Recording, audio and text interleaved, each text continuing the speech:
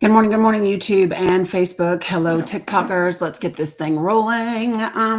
If you are on YouTube or Facebook, you will need to speak when you come in the room, or I will not be able to see that you are here. What's up, TikTokers? Hey, Alexa. What's up? How are you? What's up, Miss Independent? Good to see you guys this morning. I almost forgot my daggone background. How about that for starting the day off? Oh, thank you. Appreciate that. Let me get my life together. Should I do that for y'all?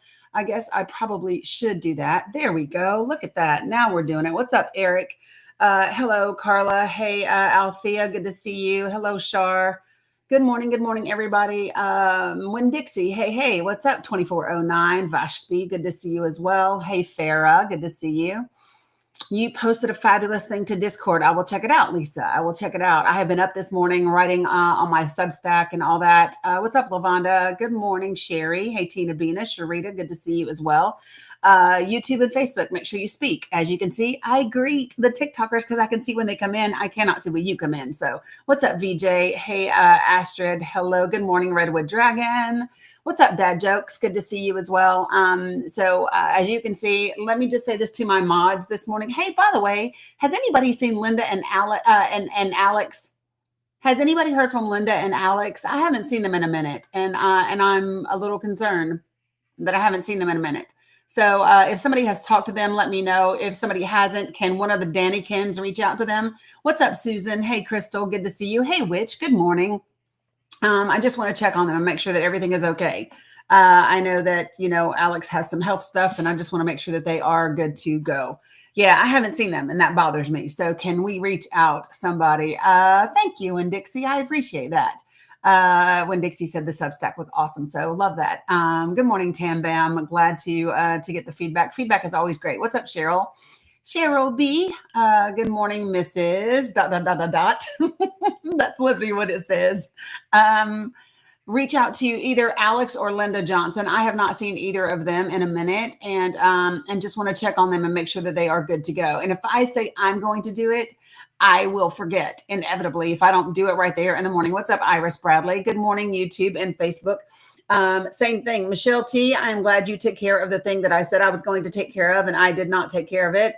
No, charge that to my head, not to my heart. Good morning, Mother Football. Can't stay long. Got it. No worries. For moderators, let me just say this to you all. I apologize in advance. Good morning, John. Good to see you. In case this topic brings in the trolls. But I think that it's a necessary topic. I think it's a topic that we should absolutely cover. And we've talked about it and we've touched on it before. Hey, Julia, but I want to go in depth today and see if we can dig in a little bit to this conversation. So good morning, Constance. I do want to know, what is your prejudice not allowing you to see or accept? Good morning, User Bless. What's up, Merlot? And what prejudice do you believe are hurting America, the U.S., the most, right? Because we know that the United States of America is not all of America, but that's how people refer to it a lot, right? So that's kind of what this conversation is going to be about. I do want folks to jump up here and get on the panel so that we can have a conversation about this. And you do not have to agree with me. Alex has posted things the last 2 days. Has he? Okay, well, I still just want to kind of touch out and make sure they are good to go. Just make sure everything is okay with them, because I don't, just double checking. I know that sometimes I can post and not be okay. What's up, Conchita? Hey, MG Brock. Good gosh, I can't speak this morning. And I got bit. I don't know how I did that. Oh. This is the only part of like summertime I'm not a fan of, is getting bit by the bugs. You know what I mean? Like that, I'm not a fan of. What's up, Nancy G? Okay, so I want to start. I want to start off this morning by talking about an incident that happened yesterday on our live. And for those of you that are on YouTube and Facebook, I was only live on. Thank you, Vashti. I was only live on TikTok yesterday morning. Good morning, Susan. Good to see you over on Facebook World. But yesterday we had someone who joined the panel. Yesterday I did a lot of talking about Trump's comments about Leo Leonard of the Federalist Society. We covered the Federalist Society quite in depth as well, and talked a lot about kind of who they are and what their what their issue is. Now, here's what I think is funny, y'all, is this morning I got a notification that the New Republic put out a big article about why, yeah, Charlie Ray, it's called a doctorate of education, love. It's really, yeah, yes, Dr. Jill Biden is a doctor because it's a doctorate of education. You can get a doctorate in lots of different subjects. Good God, please tell me that you really know that and you're just being silly this morning. I can't. If that's a real question, oh my God. Good morning, James. Good to see you as well. So anyway, we talked a lot about all of those different things, and the New Republic came out with a similar article, right? Good morning, Rosalind. Good to see you. Yep, there you go, Merlot. First one of the morning, right? But anyway, okay. So yesterday, how many of you guys that were on TikTok? Hey, Angela. Remember when Rocket joined the panel yesterday? And so for those of you guys on Facebook and YouTube, you won't know, but we're going to talk about this. You heard me last night on T. Yeah, he put out an SOS and asked me to join his live last night. So I did. Yeah, so you guys remember Rocket yesterday, right? And she was, so for those of you guys who don't know, when I was live yesterday, he really did. He texted me SOS. When I was live yesterday, and we were talking about a lot of different things. We were talking about, Donald Trump's comments towards Leo Leonard and who Leo Leonard is, and and that part of the Federalist Society and all that sort of stuff. And then there was someone who joined the panel with a username of Rocket, which, by the way, she must really be upset with what happened yesterday, because since she left my panel of her own free will yesterday morning, she has sent me 2 or 3 direct messages. She has literally commented on, I don't know, at least 10 of my posts since then with a screenshot of an AI answer about immigrants and benefits. And this is what's so funny. I told you she hit up judo too. Yes. So yeah, right. This is the thing that I think is really funny, right? Is when I do these lives, I don't think about Trump supporters or MAGA. When I'm done, I'm just done, right? I don't take you home with me. And the fact that it has been, and the last time was about, and I don't know, an hour or 2 hours ago.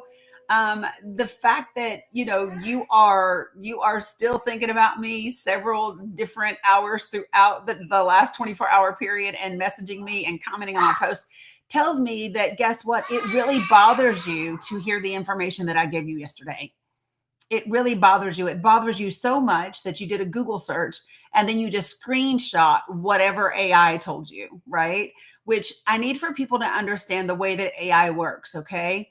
Rocket Cam from yesterday. Rocket. What's up, magical unicorn? So let me just tell y'all, the way that AI works is AI takes, it scans the internet for for what you've typed in. It scans the internet for everything that's out there, not just from like reputable sites, but from all sites. And then that's why it provides links to those sites. And it doesn't mean that the site is a reliable site or it's a credible site. It doesn't discern any distinctions. And then it just gives you this overview. And so AI and that's why it has a thing that says, don't believe me, look it up for yourself, right? What's up, Rubdak? Which that's pretty much what AI says, right? When you do a search, it says, this is just an overview. It's not necessarily accurate, da, da, da, da, da. You need to really understand that. And the reason why I picked this topic today, before I even saw her stuff, was because I feel like it's really important for us to think about the things that are keeping us from hearing facts and truth and accepting things that are so. What's up, Pie Slice? Hey, Kat. And so here's the thing, right? You check the sources from ChatGPT. I'm just saying people need to understand. So let me say this to you guys. So when I'm talking about what prejudices are not allowing us to see or accept things, I think that's playing a huge part in the disinformation. Good morning, Ethan. And the misinformation and the willingness of people to acceptance. Hey, Jamie Cobb, right? I don't think that it's just subconscious biases. I think that subconscious biases are there, but I also think prejudices are there. And we are going to talk about the difference between bias, prejudice, bigotry, and racism, because they are not the same thing. A prejudice is a prejudgment that you make about someone or a particular group of people before you know those people personally or anything about them. What's up, Catsman Do? Hey, Linda Sims. What's up, Ja? And so that's specifically why I'm using the word prejudgment. I'm using prejudice. And the reason I'm using the word prejudice is because I find that most of the time when people have these really huge feelings about a particular group of people, it is mostly because they don't know any. It's mostly because they don't know anybody that belongs to that group of people that they are so adamant are a particular way. What's up, Candy? Does that make sense? And so do we all have subconscious bias? Yes, we do. Do I think that subconscious bias is playing the significant role as to how we got where we are? I don't. I think prejudice is doing that. Right. Good morning, Nance. And so I'm just saying that's really what I think. And so I want to have this conversation. Now, if you don't agree with me, that's cool. That's why there is a panel for you to join and have this conversation with me. Now, I want to use Rocket as an example from yesterday. Okay. Can we do that? And I'm going to share with you what I mean by this. So yesterday, when Rocket joined our panel, she started off by saying that she believed that illegal immigrants, and she used that word, illegal immigrants, need to come here the legal way and assimilate. She doesn't mind if they come here legally and assimilate. Now, we didn't even get to the fucking assimilate part, which I have a real problem with that word being used. But I invited her to the panel and I said, can you share with me, when you say that you want them to come here legally, can you share with me what are the legal pathways to coming to the United States of America? And she said things like, well, people need to come into the country, at assimilate. And people need to come in here and come, at the right place where they're supposed to go. Like when my people got here, it was Ellis Island. And when my daughter-in-law got here, she came to Washington, D.C. So wherever it is that they're supposed to go, come to that place. And pay their dues and go and whatever and go through the right channels. And I said, so I have a question. I said, can you share with me what are the right channels? Because you said legally. I'm asking you to tell me what are the legal ways to get here? Because you said that if they come here legally, you don't have a problem with them. So share with me how you come here legally. And she said, well, I don't know, whatever the channels are, whatever the proper channels are. And I said, so what you're telling me is you want people to come here legally, but you don't know all the legal ways to get here, or even some of them that you could name. And she didn't like that. Okay. And then she said, well, you know what? I don't like them people coming here and getting, $20,000 in, oh my God. It's so crazy that somebody on TikTok, Ethan, said the same thing about Borg. And she said, but they're getting $20,000 a month in food stamp and this, that, and whatever. And I said, wait a second, because that's not a thing. Like, it's just really not a thing. And she didn't know 8 USC 1158, which is the asylum law. I shared with her 8 USC 1611. What's up, Stacey D? In the place to be. And she said, if you don't have a problem with your tax dollars being used for that, then you need to go to Washington, D.C. and do da da da da da da. And I said, well, let me just say this. That's not what they're being used for, right? Good morning, Nikki. How are you? Oh, I love that for you, Epic Lobster Man. I'm glad. Like, yay for you. Is that supposed to mean something significant? So for those of you on YouTube and Facebook, Epic Lobster Man woke up and he said, woke up, filled up for $2.85 a gallon of gas. By the way, it's cheaper where I am. And then he said, got some cheap eggs for my egg. I don't know what that means. You got some cheap eggs for your egg. What do your eggs do with your other eggs? But anyway, and then it says, Sammy, my stock's booming. I don't know who Sammy is, but Epic wanted to share that that his stocks are booming. So I don't really know the significance of that. But whatevs. Good morning, Jennifer. Hey, Rihanna. Oh Oh my God, hilarious. Jesus. So Egg Sammy. Oh, Egg Sammy. Girl, listen. Listen, you cannot do Egg and Sammy and capitalize Sammy because where I'm from, when you capitalize an S, that makes it a proper noun. So Sammy is not a sandwich when it is capitalized. It is Sammy as in a name. That's it. Like, I need you to put it all in one sentence and not capitalize. Like, I don't know, like do something like that. English, maybe. Learn English, Epic Lobster Man. I need you to speak English.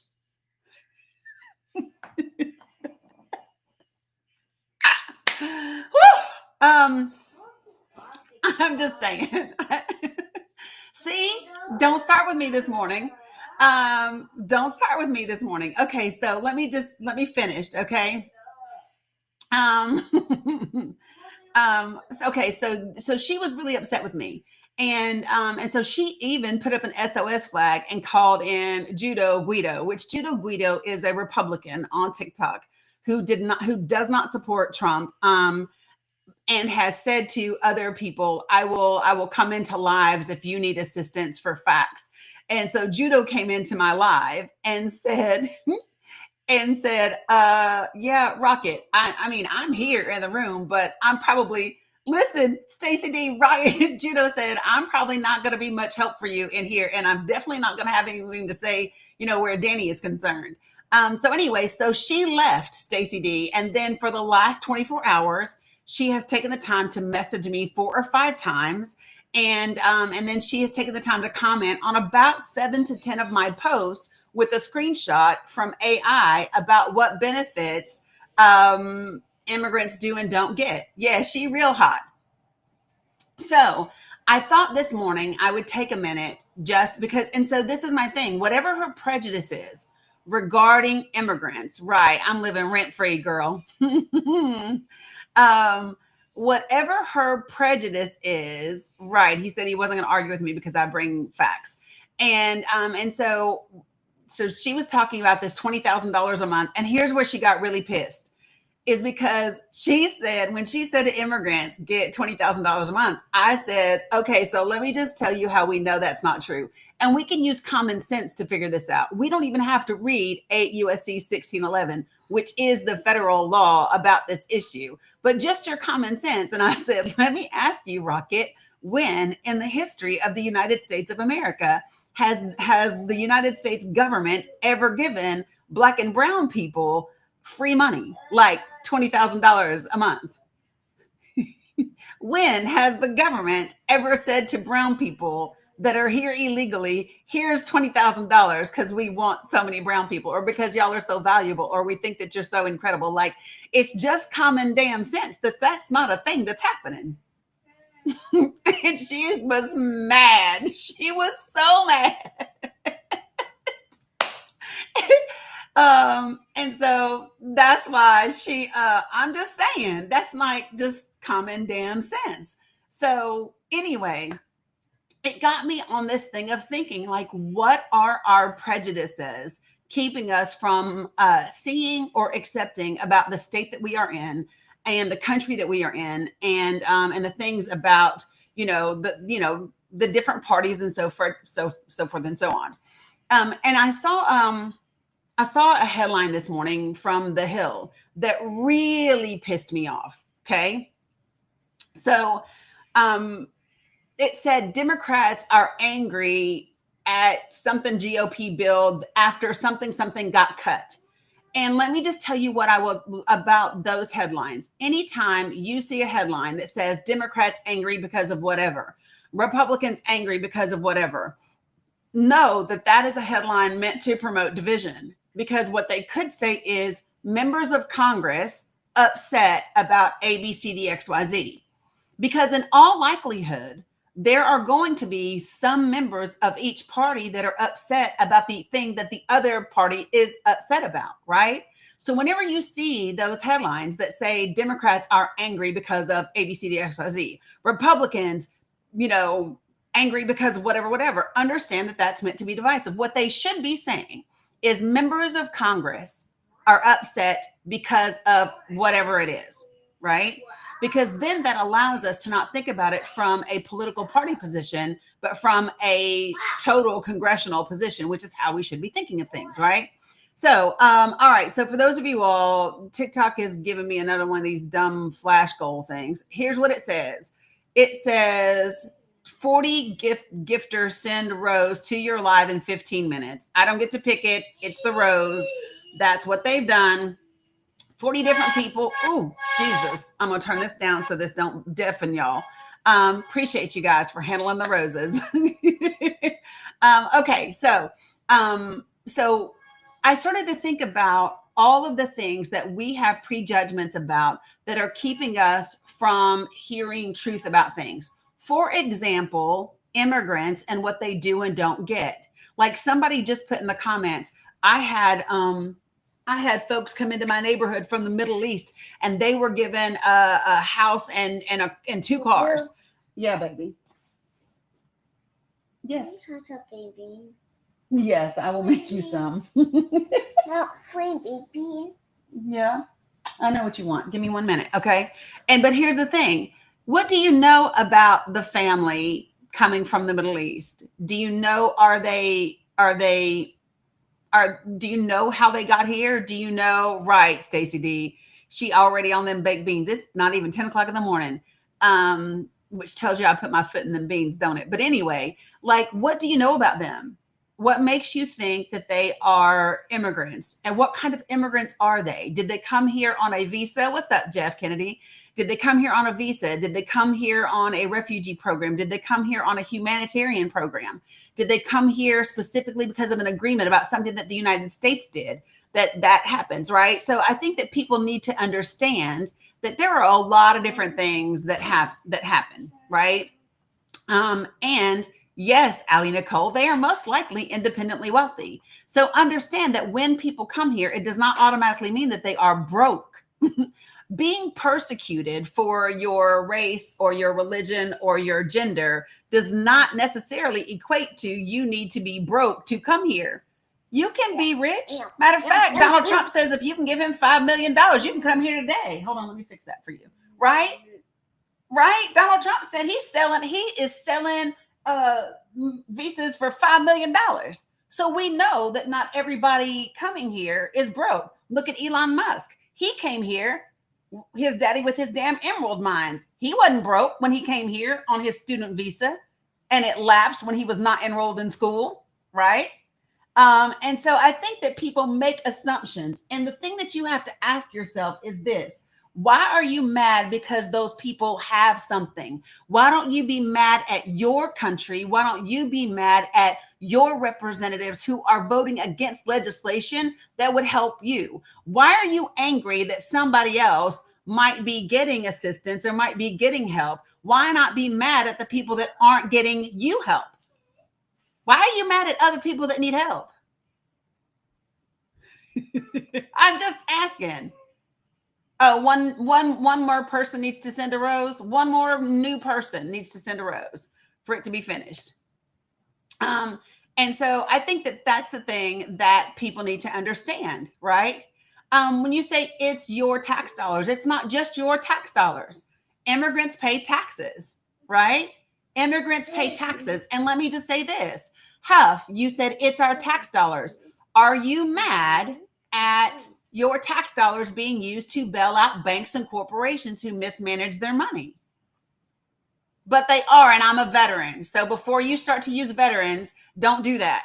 That would be a bad thing for you to do, because let's just be very clear. Not helping veterans or homeless people has nothing to do with immigrants. They don't go together. They are not the same thing, right? Yes, baby. Oh, you want me to help you if you tighten? They are not the same thing. And I'm a veteran. So what? Listen, let me just say this. Before we started talking about immigration, before immigration became the talking point of the election, was the government helping veterans? Was the government doing anything different for veterans before everybody started talking about immigrants? No, I didn't, Huffsing. Somebody else did in the comments, sweetie. No, I didn't. Right? So don't bring up veterans in response to immigration, right? Do you know why you bring up veterans in response to immigration? Do you know why you do it? Because of your prejudice.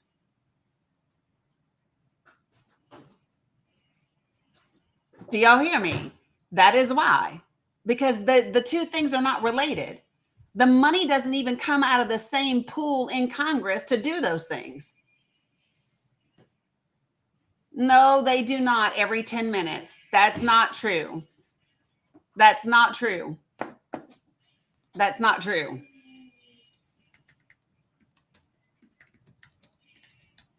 Like, bro, do you know how long I spend in a VA hospital just for a regular appointment? I can promise you a veteran is not unaliving themselves every 10 minutes. That's just a dumb ass thing to say. Just saying. And can I say this? In the last several years, the rate of veterans unaliving themselves has continued to decrease. It used to be 22 veterans a day.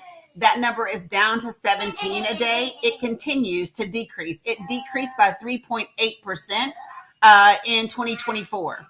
So if you go to news.va.gov and it's the VA 2024, and I can't say the word, but it is when you unalive yourself, prevention annual report. So should we look at the annual report? Here we go. I'm going to go ahead and share. Good morning, Sherry Cooper. Good morning. So let me just go ahead and share some things so that people know we can talk about absolute facts. Okay. Because I love to do that. I hate it when people spout off dumb shit. So, hey, Angie. So here we go. I'm going to take this down for you all.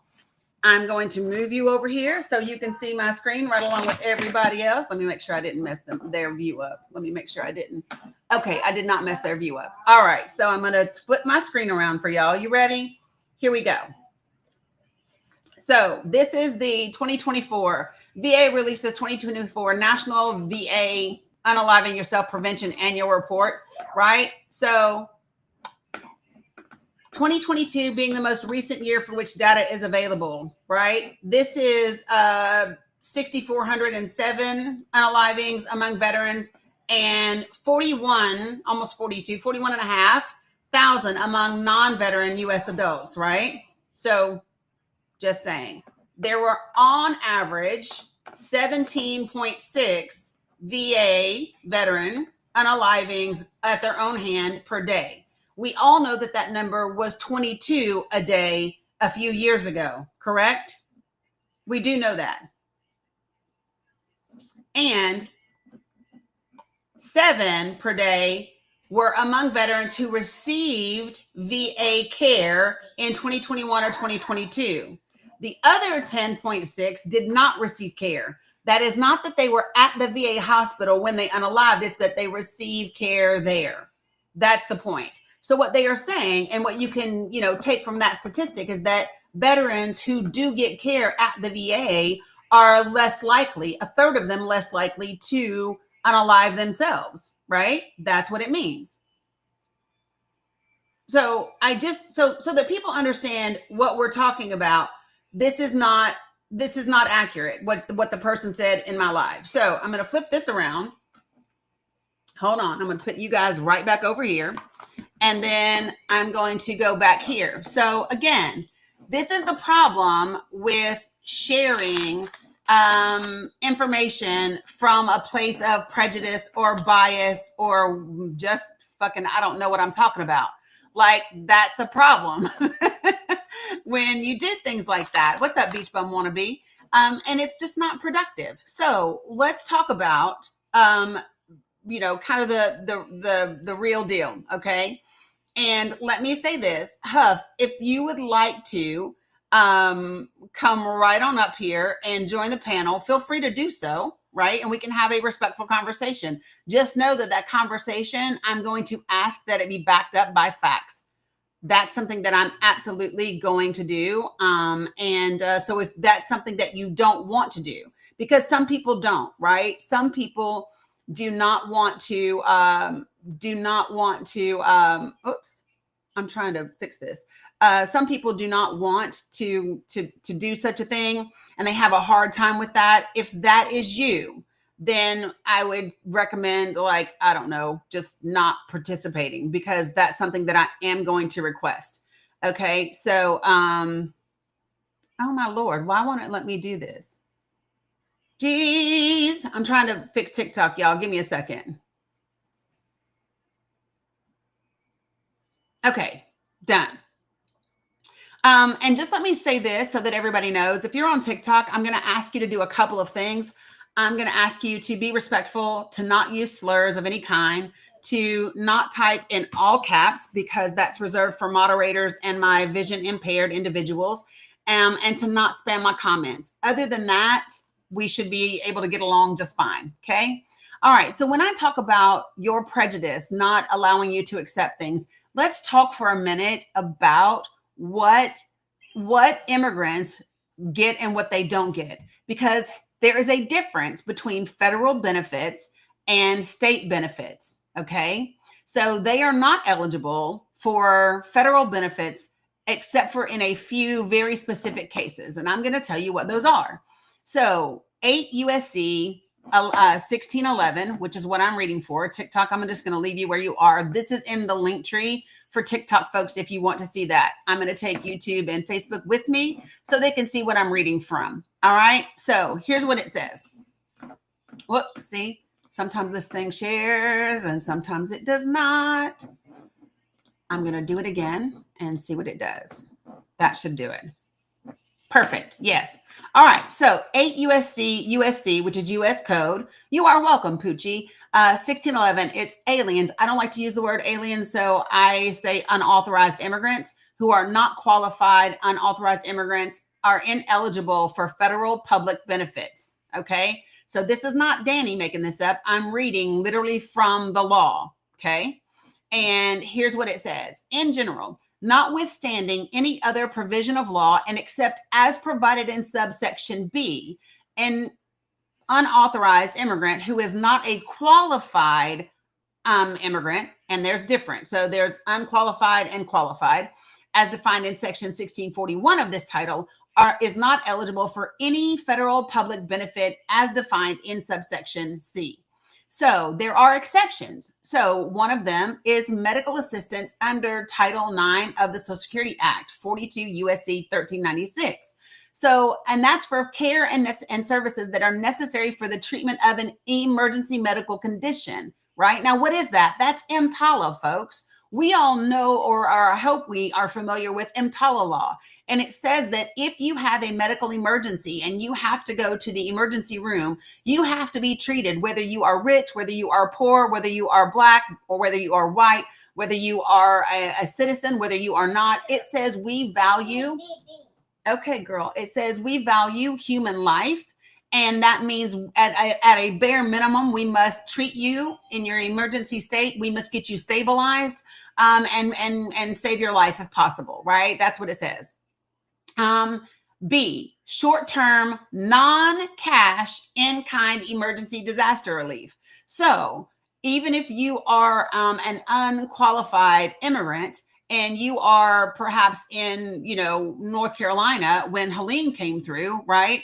And FEMA comes, FEMA's not going to deny you water or services simply because you are an unauthorized immigrant, right? But what they're not going to do is give you cash. Okay, so you get short-term, non-cash, in-kind emergency disaster relief. Okay, now public health assistance, not including any assistance under Title IX of the Social Security Act. So what does that mean? It means you don't get, unqualified immigrants do not get Social Security, and they get public health assistance for immunization with respect to immunizable diseases and for testing and treatment of symptoms of communicable diseases, right? So, for example, if an undocumented or an unauthorized immigrant wanted to get a COVID vaccine, they could absolutely get that because it falls under this exception to healthcare, okay? Programs and services or assistance such as soup kitchens or crisis counseling or whatever specified by the Attorney General in the Attorney General's role, sole and unreviewable discretion after consultation with appropriate federal agencies and departments which deliver in-kind services at the community level. Like nobody really goes for those because they are afraid of getting like sent out. What's up, Cheryl? And Michelle, I said to you, thank you for taking care of the thing that I said I was going to take care of that I absolutely forgot to take care of. Let me know if I need to do anything else on my end. Thank you. Okay. And then, exception is this, programs for housing or community development assistance or financial assistance that's administered by the Secretary of Housing and Urban Development, which is HUD, any program under Title V, there's so many different like little except or any assistance under Section 1926C of Title VII to the extent that the alien is receiving such a benefit on August the 22nd, 1996. That's a very specific thing. So if they weren't here and getting it by that time frame, they aren't getting it. Okay. Again, Section 2, it does not apply to any benefit payable under Title II of the Social Security Act. Again, saying that again, say it again, and say it again. They don't get Social Security. It talks about it in 2, in 3. They don't get any benefit under the Railroad Retirement Act. They don't get anything under the Railroad Unemployment Insurance Act. That, like, it literally outlines what they don't get. And federal public benefit means any grant. Good morning, Scott. Any grant, any contract, loan, professional license, or commercial license provided by an agency of the United States or by appropriated funds of the United States, and any retirement, welfare, health, disability, public or assisted housing, post-secondary education, food assistance, unemployment, or any other such benefit for which payments or assistance are provided to an individual, household, or family eligibility unit by an agency of the United States or by appropriated funds by the United States. So there's federal, and there's a difference between federal and state. Okay? So this is why some of you all are getting pissed, is because you live in a state where your state has said, these are human beings, and we want to allow them to get some state-funded benefits at the state's expense, but not federal benefits. Okay? So let's talk about that. Let me just show you this. And here we go. Can y'all see that? Oh, good God, you can. And I'm going to make it bigger for you guys over there. So I am literally on this website, and it's the medical assistance programs for immigrants in various states. So let me show you what that looks like. In Alabama, this is recent as of October 2024. And this is from the National Immigration Law Center. Okay. National Immigration Law Center. In Alabama, eligible immigrants can get prenatal care regardless of immigration status, right? Alaska, qualified immigrants and PRUCALs can receive chronic and acute medical assistance if they have a terminal illness, cancer, diabetes, seizure disorders, mental illness, hypertension, or certain other medical conditions. Arkansas, lawfully residing children and pregnant people can get prenatal care is available. So only in Arkansas, you have to be a lawfully residing children or someone who's pregnant, and then you can get prenatal care regardless of your immigration status. So if you're a child lawfully residing here, or if you are pregnant, that's how you get care in Arkansas. In California, adults and children who are otherwise eligible can receive full scope Medi-Cal. Now, what is Medi-Cal? Medi-Cal is California's Medicaid program. Did you know that? So California passed its own law that said, hey, listen, you can purchase Medi-Cal, or if you qualify, you can get Medi-Cal services, regardless of your immigration status, including 12 months of postpartum care. Shit, that's more than some private insurances give you. How many of you all got 12 months of postpartum care from your insurance? Woo-wee, low-bee, right? And they get certain other medical services are also available regardless of immigration status. That again, and I'm going to say it, that again is a California-specific law that they passed in their community. So if you live in California and you're mad because immigrants are getting, I don't know, the bare minimum in healthcare services. I mean, I don't really know what that says about you as a person, but if that is you, feel free to contact your representatives and let them know. Okay. Okay. Moving right along. And I'm not going to do every single state, but what's the point behind this, right? The point behind this is that when the federal government makes a law regarding federal benefits, it is entirely able to do that. However, it does not prevent the state from making its own state law that provides something different from state funds. Got it? And so this is the thing that people need to understand about these laws.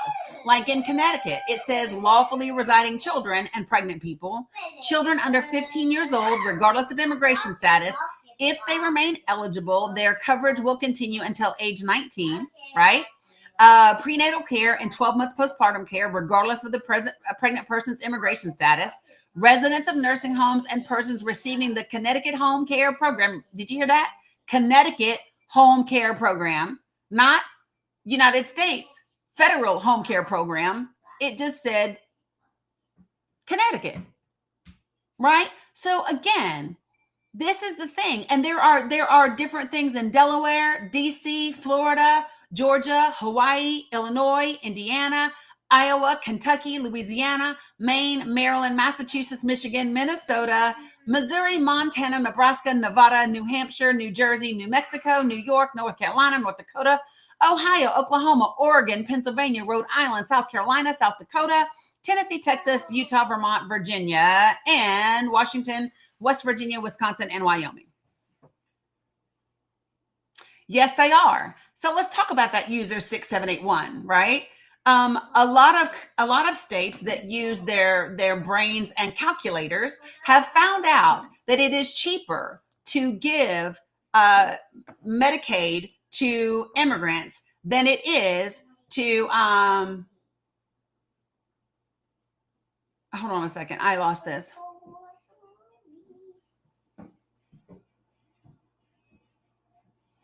Give me a second. Oh, okay, gotcha. No worries, Sherry Cooper. I was reading your thing. Okay, so I just sang the 50 United States song. I'm just saying.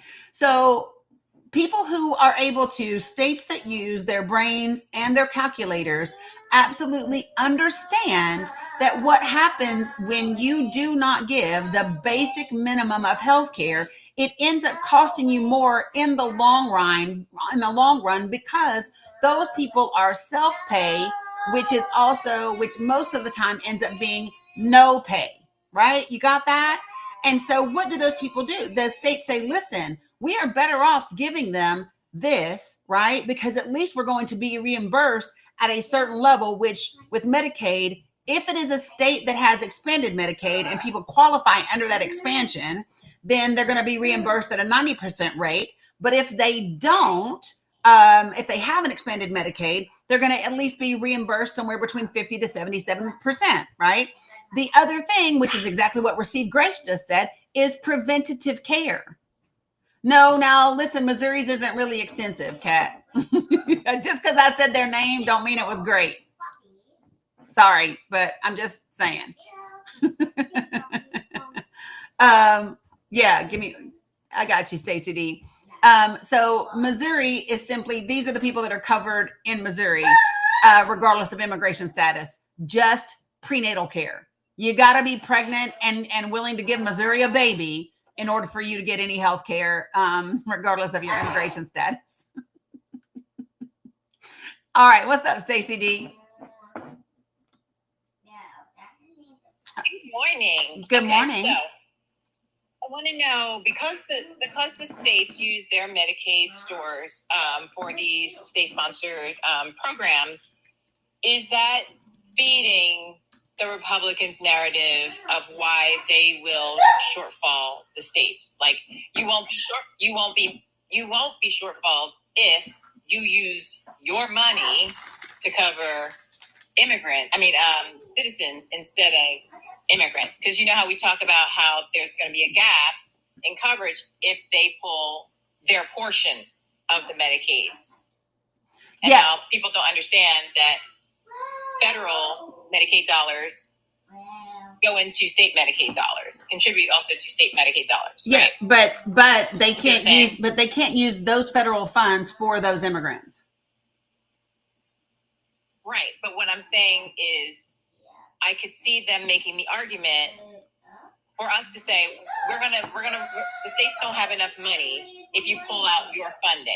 They'll say, well, if you stop using your money for immigrants, you will have enough. No, because there's not enough immigrants to make up that difference. There's not enough immigrants on Medicaid to make up $800 million. Right.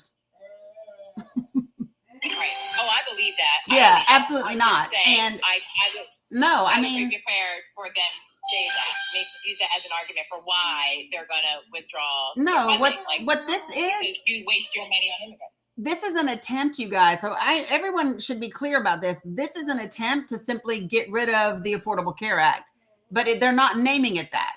This is what this is. This is an attempt to dismantle or cut the legs out from under the Affordable Care Act. And it will end up causing states to undo their Medicaid expansion.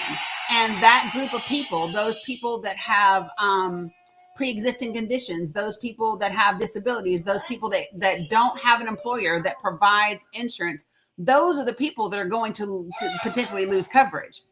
And what it depends on is the amount of your state. Remember the other map that I showed you guys?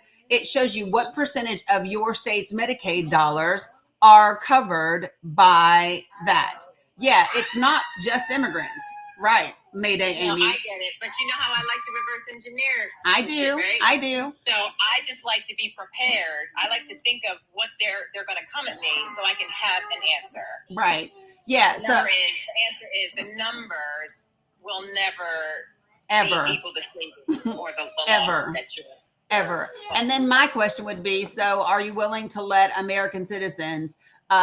Maybe at a rate of 7 to 1 or whatever the number might be. Are you willing to let Americans get their nose cut off to spite their face to just simply deny any immigrant who might happen to get Medicaid? Is that what you're saying to me?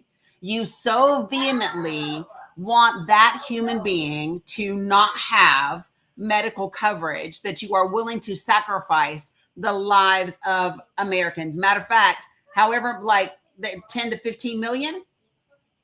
Is that what you're saying? Because if so, that's good to know that that's who you are, because I didn't know that about you. I didn't know that about you. I did not know that Jesus prescribed to letting, millions of people suffer just to deny one group of people. I didn't know that Jesus was cool with that, but maybe that's you. Right? Yeah.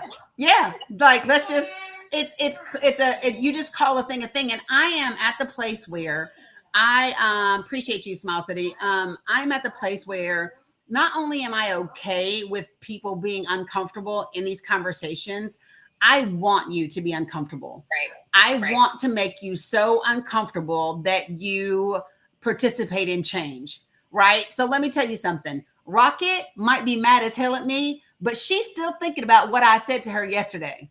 Rent-free. How do I know? Because her ass busy sending me message after message after message, commenting on, she went back to comment on posts I made like a year and 2 years ago. Like, I'm like, really, girl? But that's fine for me, because I promise y'all, I didn't think about Rocket's ass once I got off TikTok yesterday, right?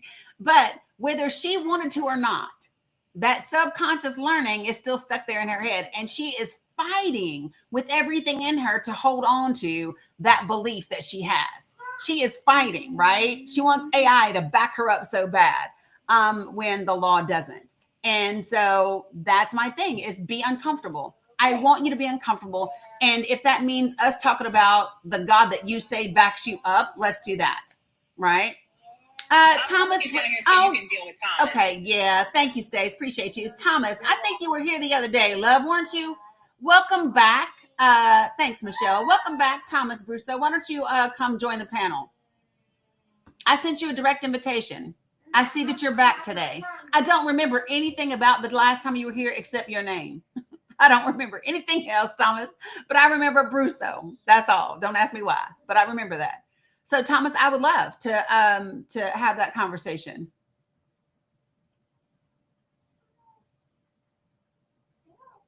I'm just saying. Scott, nobody said anything like that. That's just what he wants to say. That's that prejudice. So what Thomas Brusso just did. So let me tell you guys what Thomas Brusso did. He came in and he said, why do Dems care about all other people except Americans? Yes, baby. Would you get a granola bar snack for me first? So that's what he said, right? What's up, Bruce? He said, let me read it word for word. He said, why do Dems care for everyone except Americans? Which we know no one said, and we know is not a real thing. But that is a perfect demonstration of Thomas's prejudice, right? That is Thomas's prejudice. And so, if he really wants to have a real conversation about that, right, then we can do that, right? But that's prejudice. And I can tell you how I know it is, because it was Dems. Why do Dems? Really? All Democrats are that way?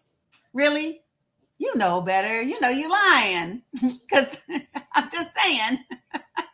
What's up, CJ? So whenever someone uses this all-encompassing label for an entire group of people, I know they're full of shit. And if they're not willing to address that and have a real conversation, right, then they're not real anyway, and they're not here to be productive, right? So, so here's what I think. I haven't seen, hey, Lisa, I haven't seen Thomas say anything since I addressed Thomas by name. Is Thomas still here? Does anybody know? Does Thomas want to join me? Because it doesn't appear so. No. See, this is what I'm saying. No.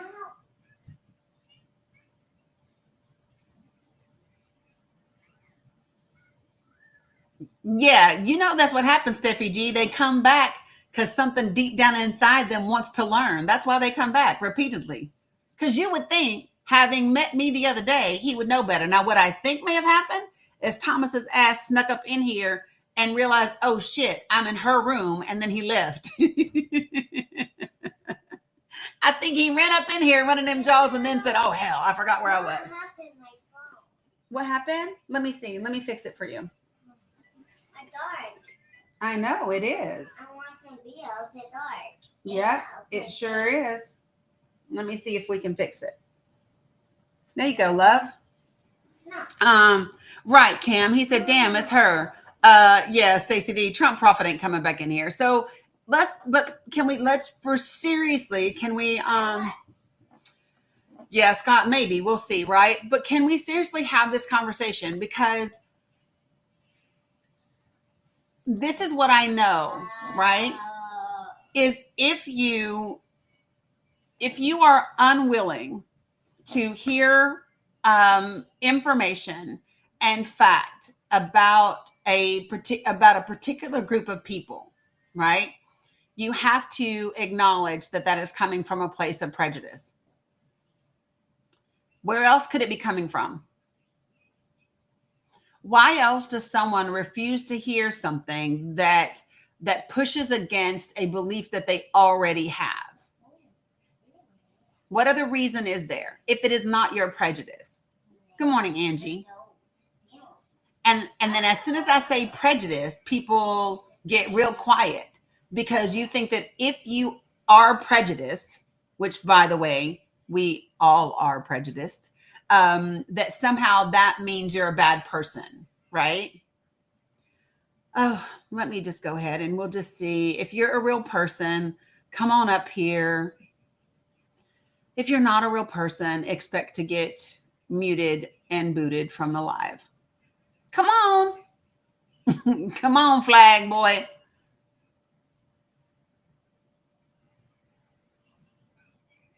See, Win Dixie knew who I was talking about. I love it.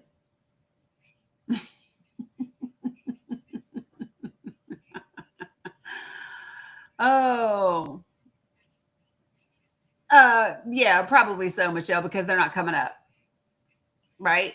If you are willing to come up on the panel and actually engage in a discussion, then I'm willing to let you talk, right?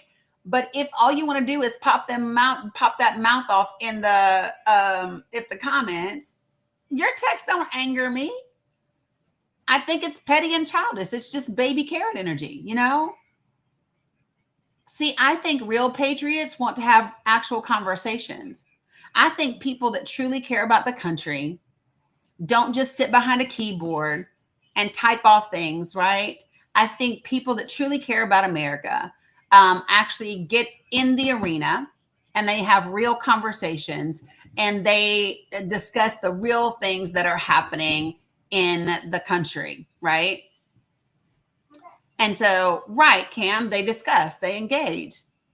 Absolutely. And so that's what I think real patriots do. That's what I think real people who love the country do, right? What I don't believe they do is just pop into room to room to room and say dumb shit.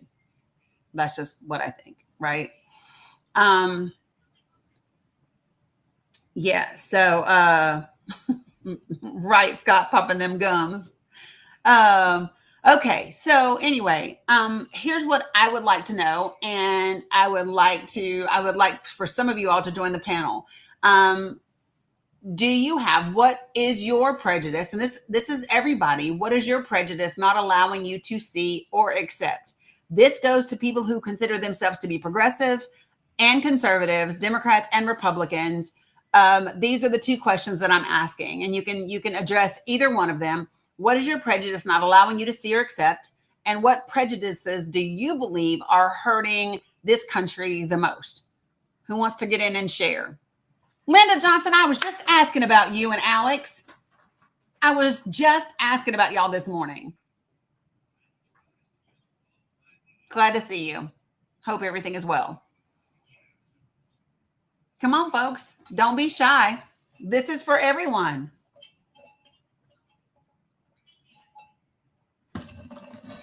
Oh, I love you, Michelle, for that. Thank you. Appreciate you. Oh, gotcha, Linda. Yeah, I know it has, Scott. I know it has. Merlot, somebody just muted them, so it's all good. What's up, Alice? Hey, Michael, good to see you. Come on, somebody be brave. Somebody be brave and be willing to discuss your prejudices and what they are either preventing you from seeing or accepting, or that they are or that make it challenging for you to see that. Oh, Marcus, I have lots of prejudices. When it comes to politics and the country, I have prejudgments with regard to so being from where I'm from. So I am from Northeast Tennessee, right? Where most people talk like this. It's 96% white where I'm from. There's lots of Trump flags. I experienced lots of racism and things growing up. And so naturally, if I see someone who looks like they come from where I come from, I have a natural prejudgment before they even open their mouth. I just prejudge. I prejudge that they are going to be a Trump supporter. I prejudge that they are going to have that they're going to be totally fine with the deportation and the immigration and the loss of this and the loss, like I do. Now, what it doesn't prevent me from doing is having a conversation with that individual and discovering if that's true about them or not. But do I have a prejudgment concerning them? Absolutely, I do. 100%. 100% I do. Yeah. Yep. I have a prejudgment when it comes to certain members of the Supreme Court, right? That's why Amy Coney Barrett sucked the shit out of me, right? I definitely have prejudgments where certain members of the court are concerned. And some of those are, so here's what I will say, because before she became on the bench, I knew nothing about her. So I absolutely prejudged her as a Trump pick, as a Trump nominee, as to someone who was absolutely going to be supportive of his initiatives, including overturning Roe, right? Now, what I have since come to learn about her, right, is that sometimes she's exactly who I thought she was, and sometimes she's not. which is most of the time what's true about people, right? Which most of the time is true. They're not all of any one thing. The thing that I will say that I am happy about with me is that my prejudgment of people does not keep me from discovering something new about them or learning that I was wrong about them. That is something that I can say about myself, is that I am willing to learn that I am wrong, there are things that I didn't know, and that's okay. Right? So those are just a couple of examples of my prejudice. Marcus, do you want to come up and tell me what yours are?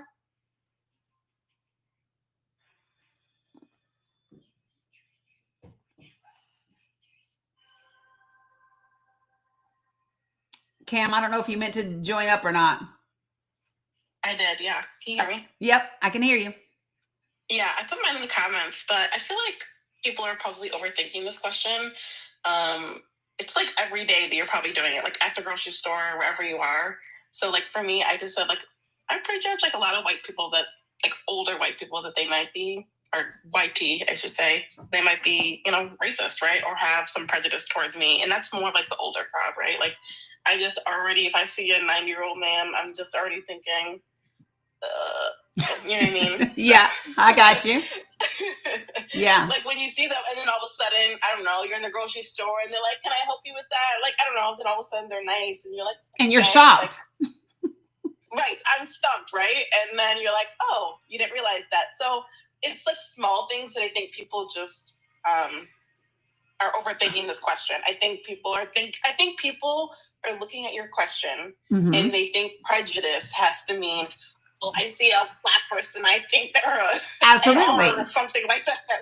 Like that's not what Dami's asking. She just Nope. wants you to share like little moments throughout the day where you might be pleasantly surprised. I mean, I prejudge. I mean, it doesn't have to be race, right? Or sex. I mean, I prejudge a big person, right? Like size wise. If it's, I mean, this doesn't happen often, but like if it's late at night or you're just walking alone or something as a woman and I see a larger male, I mean, I'm instant, whether that person is black, white, Hispanic, doesn't matter. If I see a large male and it is, like I said, this doesn't really happen very often, but you know, I'm sure it's happened to me in my life. But if you see a larger male and you are a woman and it is late at night or you're not surrounded by other people, you are automatically probably tensed up, right? Because you were just prejudging, oh, there's this large male, I am scared, I'm intimidated. Yep. And the next thing you know, that person's the one that opens the door. You know, he don't even have to be large for me.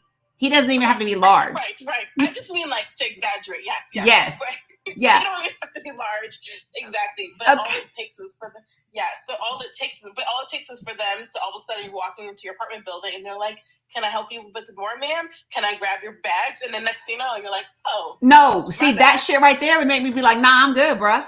Because I've seen too many true crime documentaries where they ask her to help me with my groceries and throw my ass in and stick me with a needle. No. Because I'm still looking at the corner of my eye because I'm thinking, you're going to get me, dude. You're going to get me. Yep. So several things that I'm seeing in the comments, both on Facebook and on TikTok. So Nat says, okay, people driving old beat up loud trucks. Automatically, she thinks they're ignorant, right? Somebody else said trucks with too many flags on them, right? Somebody else said, right. Somebody else said, when I see too many American flags, it's a my ears light up, right? That is definitely one thing. And sorry to cut you off, but yeah, I think that is definitely one because when I see a flag, right, it's something about that's happened culturally in the last however many, mostly in the last decade, that makes you tense up. I mean, when I think of like 9/11, people were hanging their flags with pride, and it was not a scary. It was not a divided thing. But now, if you see a flag, it's just, and it shouldn't be that way, right? But yeah, when you see the American flag sometimes, or too many at one on a truck, I just automatically go. My mind automatically takes me places. Yeah. So, and let me just say this. It's so I want to point this out, and I have talked about this before, but I want to talk about it now.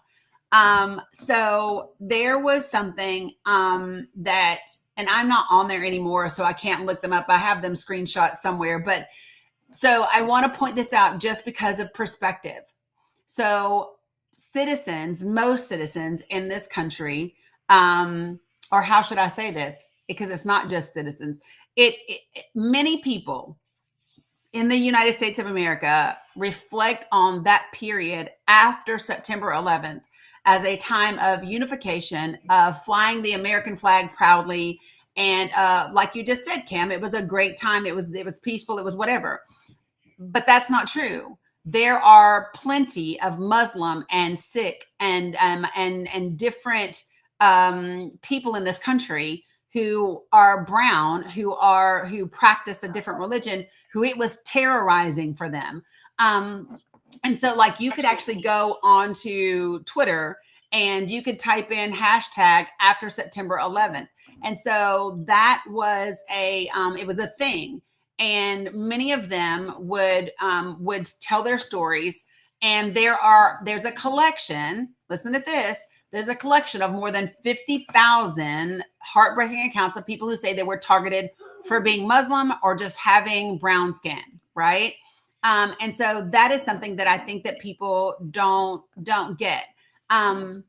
So yeah, I remember that. Yep. Because during that time, Danny, I had a student in my classroom who was Sikh. I hope I'm saying that right. He's Sikh, and they wear like what's it called? I don't know, like the wrap, right? And he, it was a little boy, but he was Sikh. But they're that's not even the same thing, right? No. And people were like bullying him, and I remember like having to defend this kid, like as a small child, and I was like really heartbreaking because kids just will be mean. Yeah, kids. there were people unalived.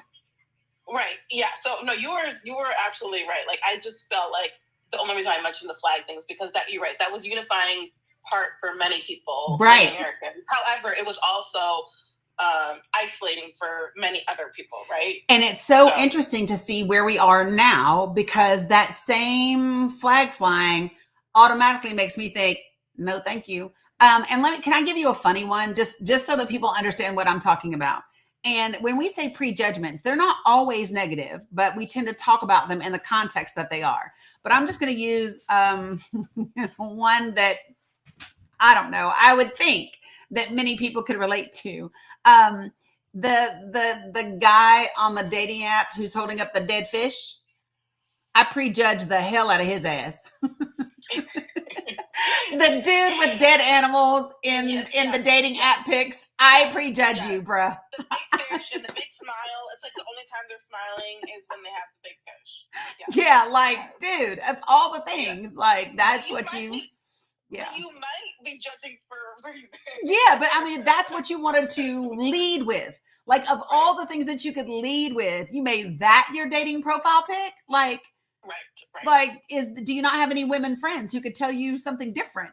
But, it's just funny. So I'm using that as an example so that I want people to understand that that it's not all the same, right? And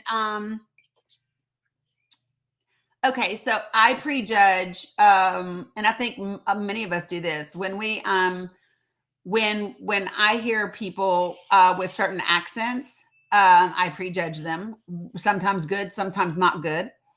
When I see people dressed a certain way, can be good or not good, right? And so I think it's important. So when you say, so you said, how do we decipher between the red flags that cause prejudices? So if you've had a direct experience that causes that is trauma. That's a trauma response, which is not the same thing as just a flat out prejudgment, right?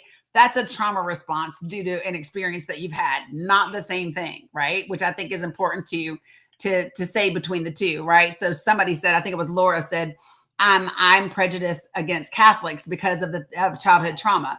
Well, that's not a prejudgment before you know anything about Catholics. No, you had a real experience that made you say danger, danger, danger. The key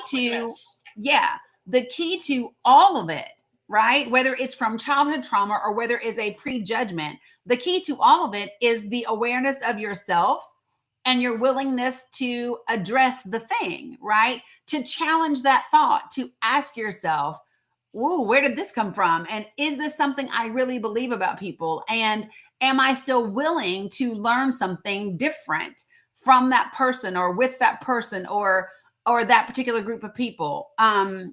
Michelle, did you mean to request up? I was just going to say mine was about religion Mhm. because I left the Church of Christ in 2005, and I have to catch myself not to judge someone if they tell me they're a member of the Church of Christ just immediately. Yeah. So that was just mine. Yep, I got that. Yeah, and like I said, we do it because we have our own experiences. We do it, because of stereotypes that we've grown up hearing, right, from things that we see in media. But here's the thing. So user 9154, bias is different than prejudgment. Bias and prejudice are not the same thing, right? Bias leads to prejudice. But they are not distinctly the same thing. Just want to add that in there. All right. So, always my grace. Oh, Michelle left. Okay. Always my grace. Did you mean to request up? You want to join in the conversation?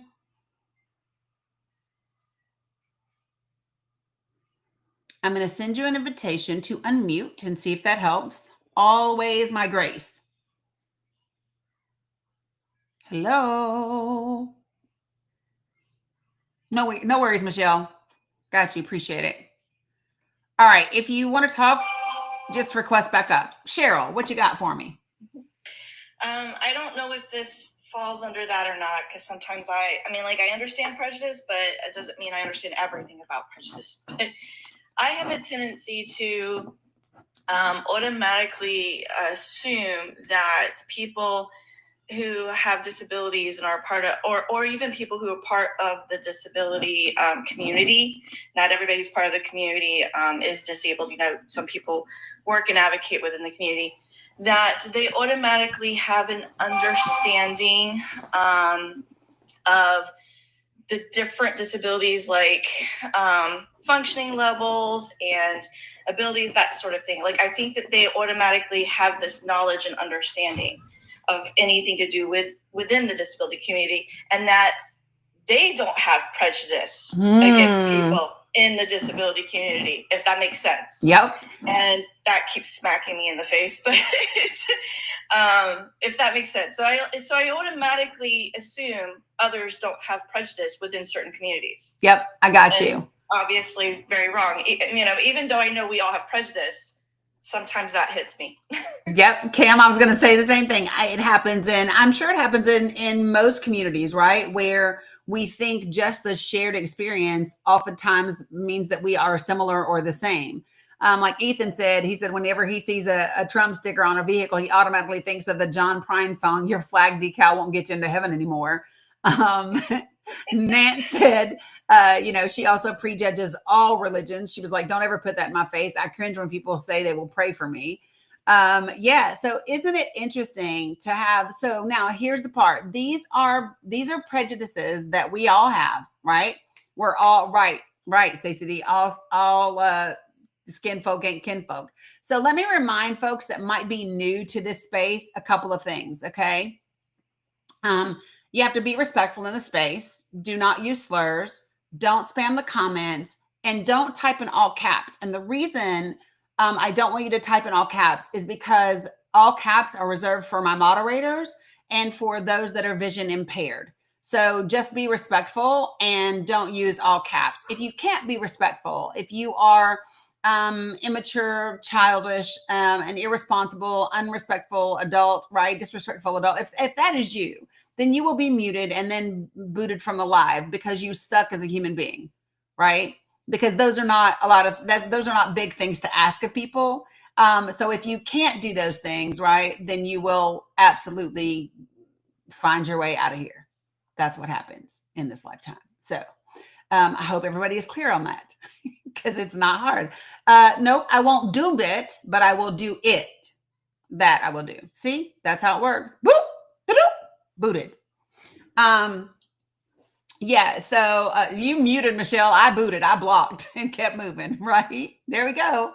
He typed do bit. And I said, well, I won't do bit, but I will do it because, English, people, English. Okay, so spelling is hard apparently, especially for the trolls. Okay, so all of us, what's up, Mr. Barrios?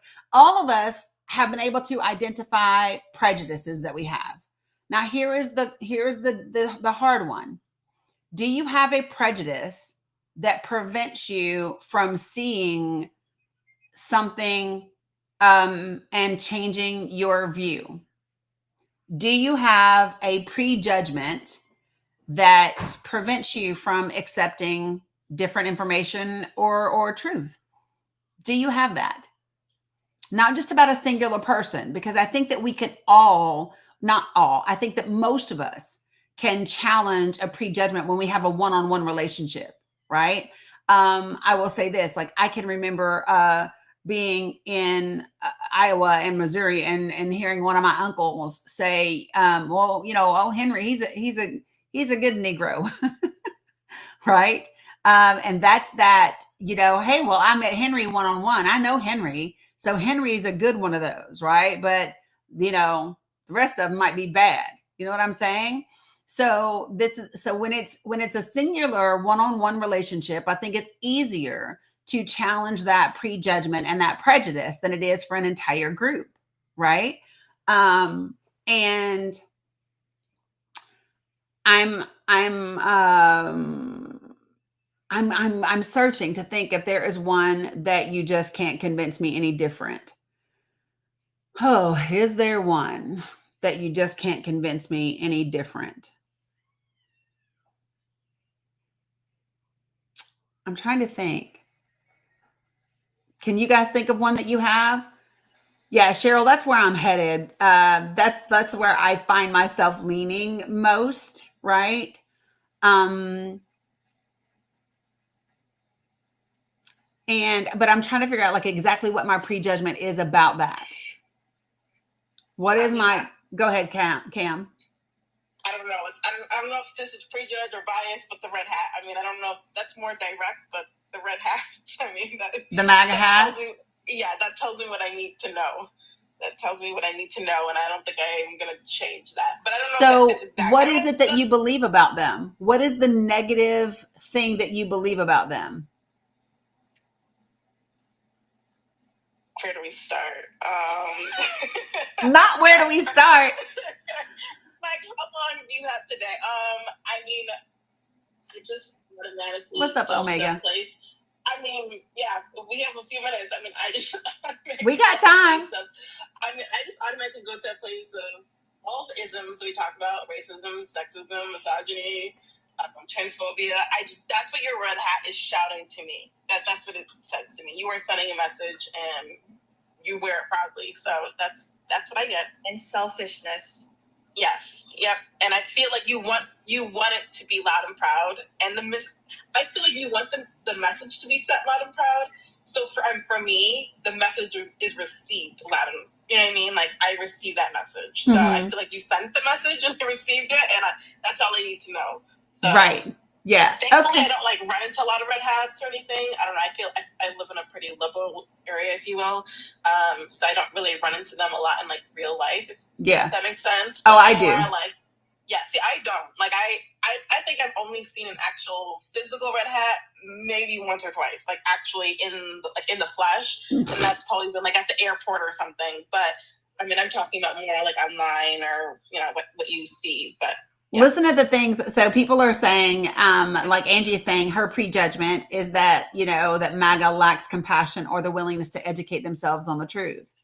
Somebody else said, oh gosh, well, shit, it went, you know how it does. It goes so fast. Happy birthday, Omega. Let me see. Somebody else said, happy birthday. Oh my God, there was another one, y'all. And I found it and now I lost it. But anyway, so Crystal said the red hat equals racism to her, right?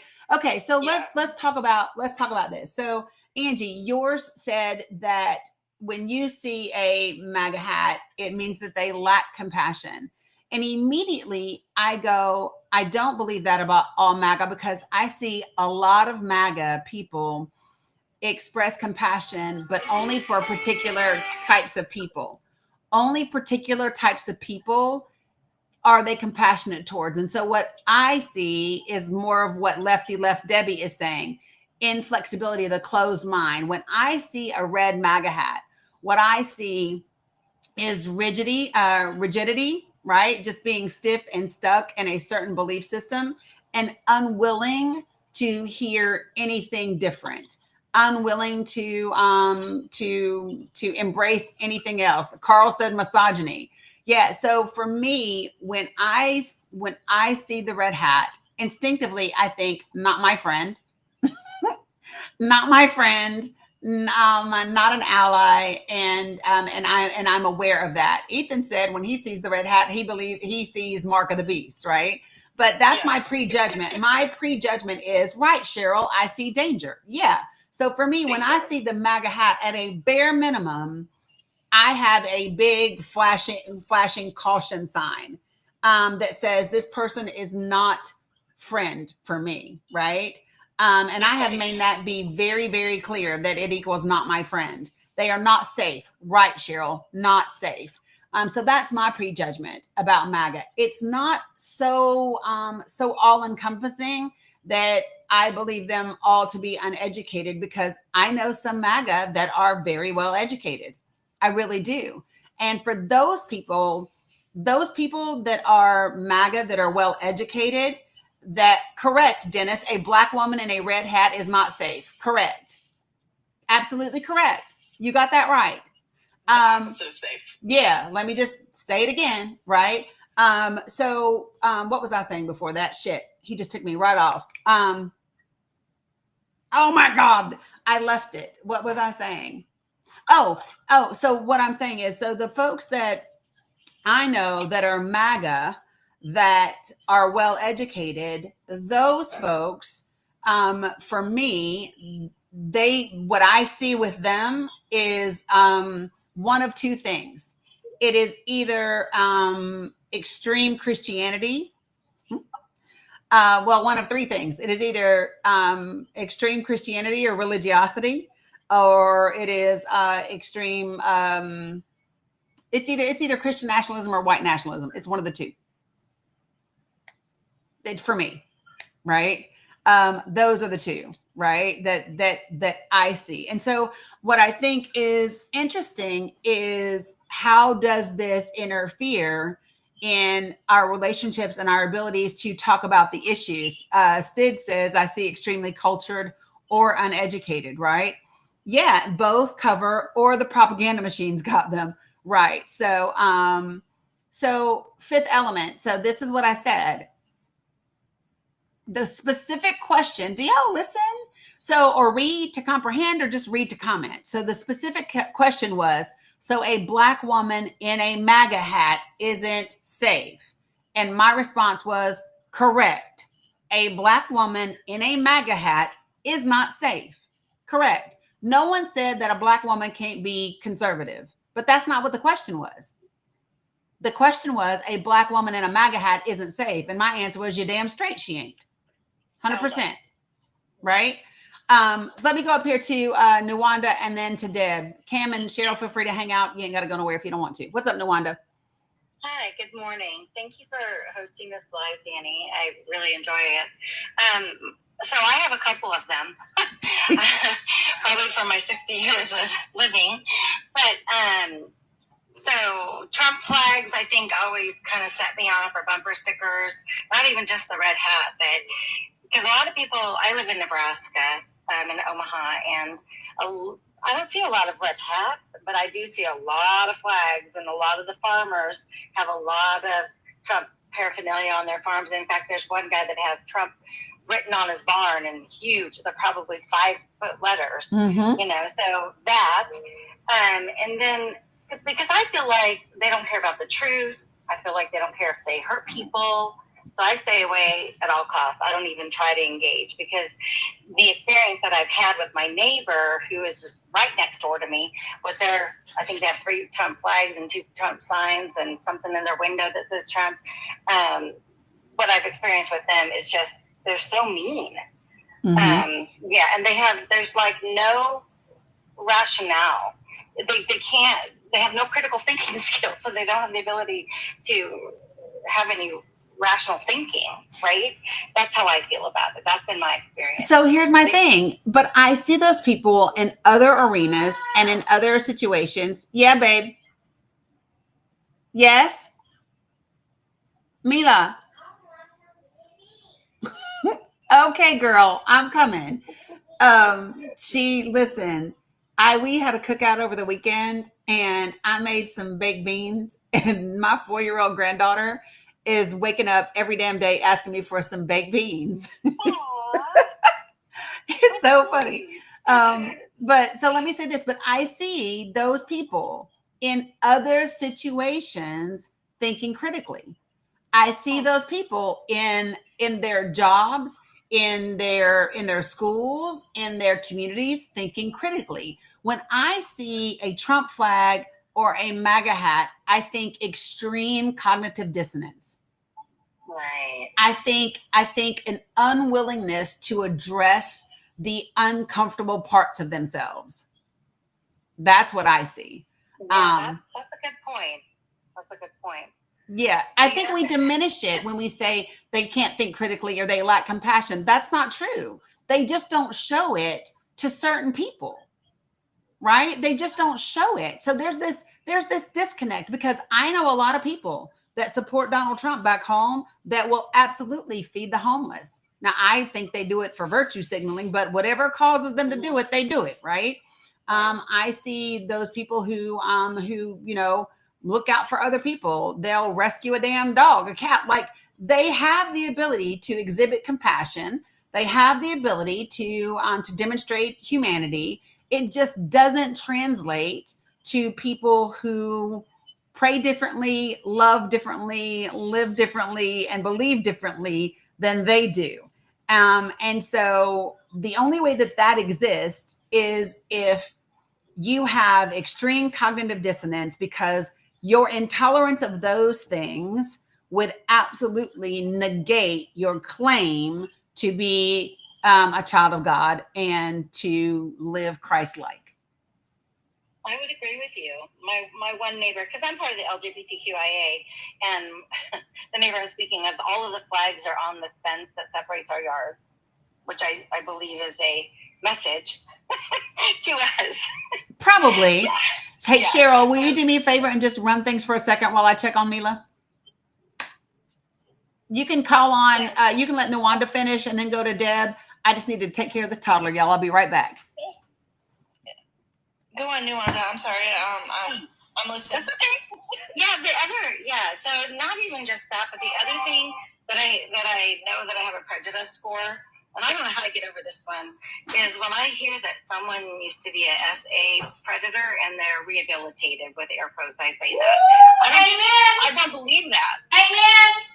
Yeah, From all the way back here. Rehabilitated. It sounds like Danny's with you too. Yeah, that is something that my brain just can't.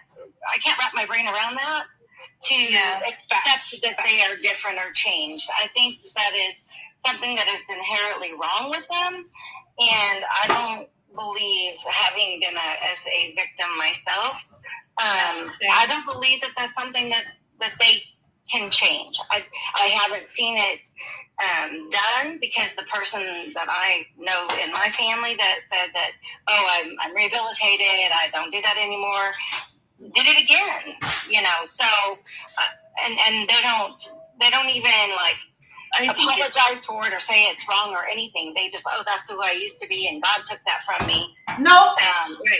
Right. I think it's like any other type of, I equate it to any other type of addiction, that even though people work to get over their addictions, that any person who's an addict of any kind will tell you that even though it's been 10 years or this, that every single day is a fight for them to not dive back into that addiction. They have to work at it. That's kind of how I equate it. So it's always there, Yeah. And it's not something you can, you have to fight. It's not like, I, run stop signs all the time and I can just stop doing it. It's not that, it's different. And I'm somebody who tries to fully believe in rehabilitations in all forms. And I've had so many conversations about this one particular subject, and it's the hardest one for me to believe that rehabilitation is a thing for this one subject, this one thing that you're talking about. I full-heartedly agree, and it might be my own prejudice, and like you said, yours with our own experiences. I personally don't know and have not heard or seen statistics where that has ever happened, where there's been rehabilitation. Has anybody else seen it or have statistics to share? Because that's not something I've ever seen or felt. Yeah, same. Yeah. So I just wanted to come up and say those couple of things because I know those are my prejudice. I probably have others. I'm sure everybody, we all do at times, and we catch ourselves. And that's the thing about being able to self-reflect, and look at our own character and determine whether or not we're being the best person at that moment. Not everybody has the ability to do that. I tried to do that, which was something I had to train myself to do because I wasn't raised to do that. I was raised in the church where I didn't have any freedom to critically think or decide what I wanted to do. I was told what I was doing, and that's all I was doing, right? So it took me a long time to disengage with that thought behavior. But in any regard, I wanted to come up and share those, but I'll drop down so somebody else can come up. Well, you just hang tight for a second because I want to speak to what you and Cheryl are talking about. And so, Cheryl, Okay. the place where I have a difference when you say that you equate it to addiction is that addiction is something that you introduce into your system. It is something that, for whatever reason, you introduce into your system. It is something that you chose at some point in time. And so I can't equate them to be the same. When someone is a predator and that is part of their makeup, I just have a hard time. I have a hard time because here's what I think about that. I think that lots of human beings have certain inclinations, right? I think people have different thoughts that come and whatever.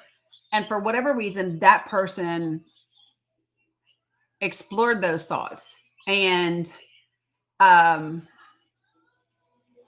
no, MG Brock, I don't do that either because abusers don't automatically become predators, and you don't see that as a causation. You don't see that as a causation. And I just have a hard time with I don't think that is something. Number one, I don't think that that's something that God just takes away. I don't. I just don't. And the reason I don't is because listen, if God made you, did God take? I just don't nah. I'm not with that. Don't use, to me, saying God took it away from you is excusing yourself from doing the fucking work necessary to not do those things. So yeah, no, I'm not down with that. So that would be number one. Right. I think it's just an innate part of who someone is. And I will just say this is a prejudgment for me that it would take serious work. And when I say serious work, I'm talking about I would have to see study after study. I would have to see data. I would have to see all kind of shit to make me even think that it's a possibility. Because what I know is, and what I have seen predominantly, is that it's the thing when they say people who will hit you will hit. When they say people who will abuse, like it's just part of who they choose to be. And I don't think that it is something that they can just turn off.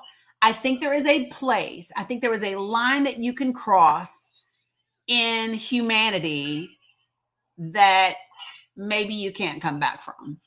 Yeah, it's unforgivable at that point, in my opinion. Yeah, it's not even about it being unforgivable. I just think that is who you are. And I think that once you do a thing, you can't You can't undo the humanity that exists within you before you do it. You know what I mean? Yeah. Yeah, you can't go back to being not that. And I think being a predator is one of those things.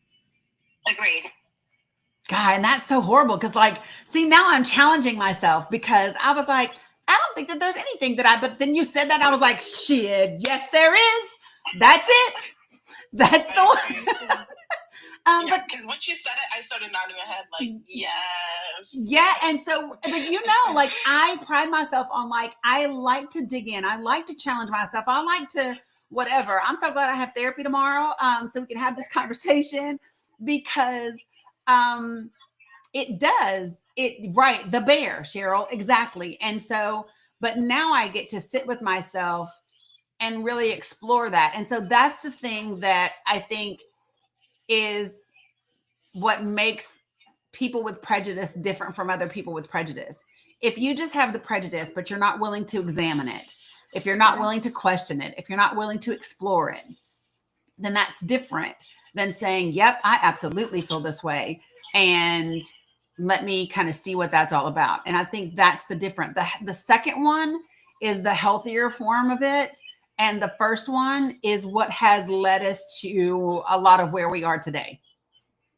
I agree. I just wanted to share while you were still on here. I said, I was all the way over there. I said, shoo, listen, yes. But anyway, appreciate you. Thank you for sharing. Appreciate you.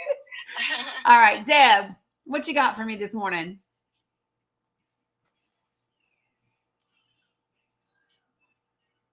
Deb, Bobeb, Banana Fana Fofeb.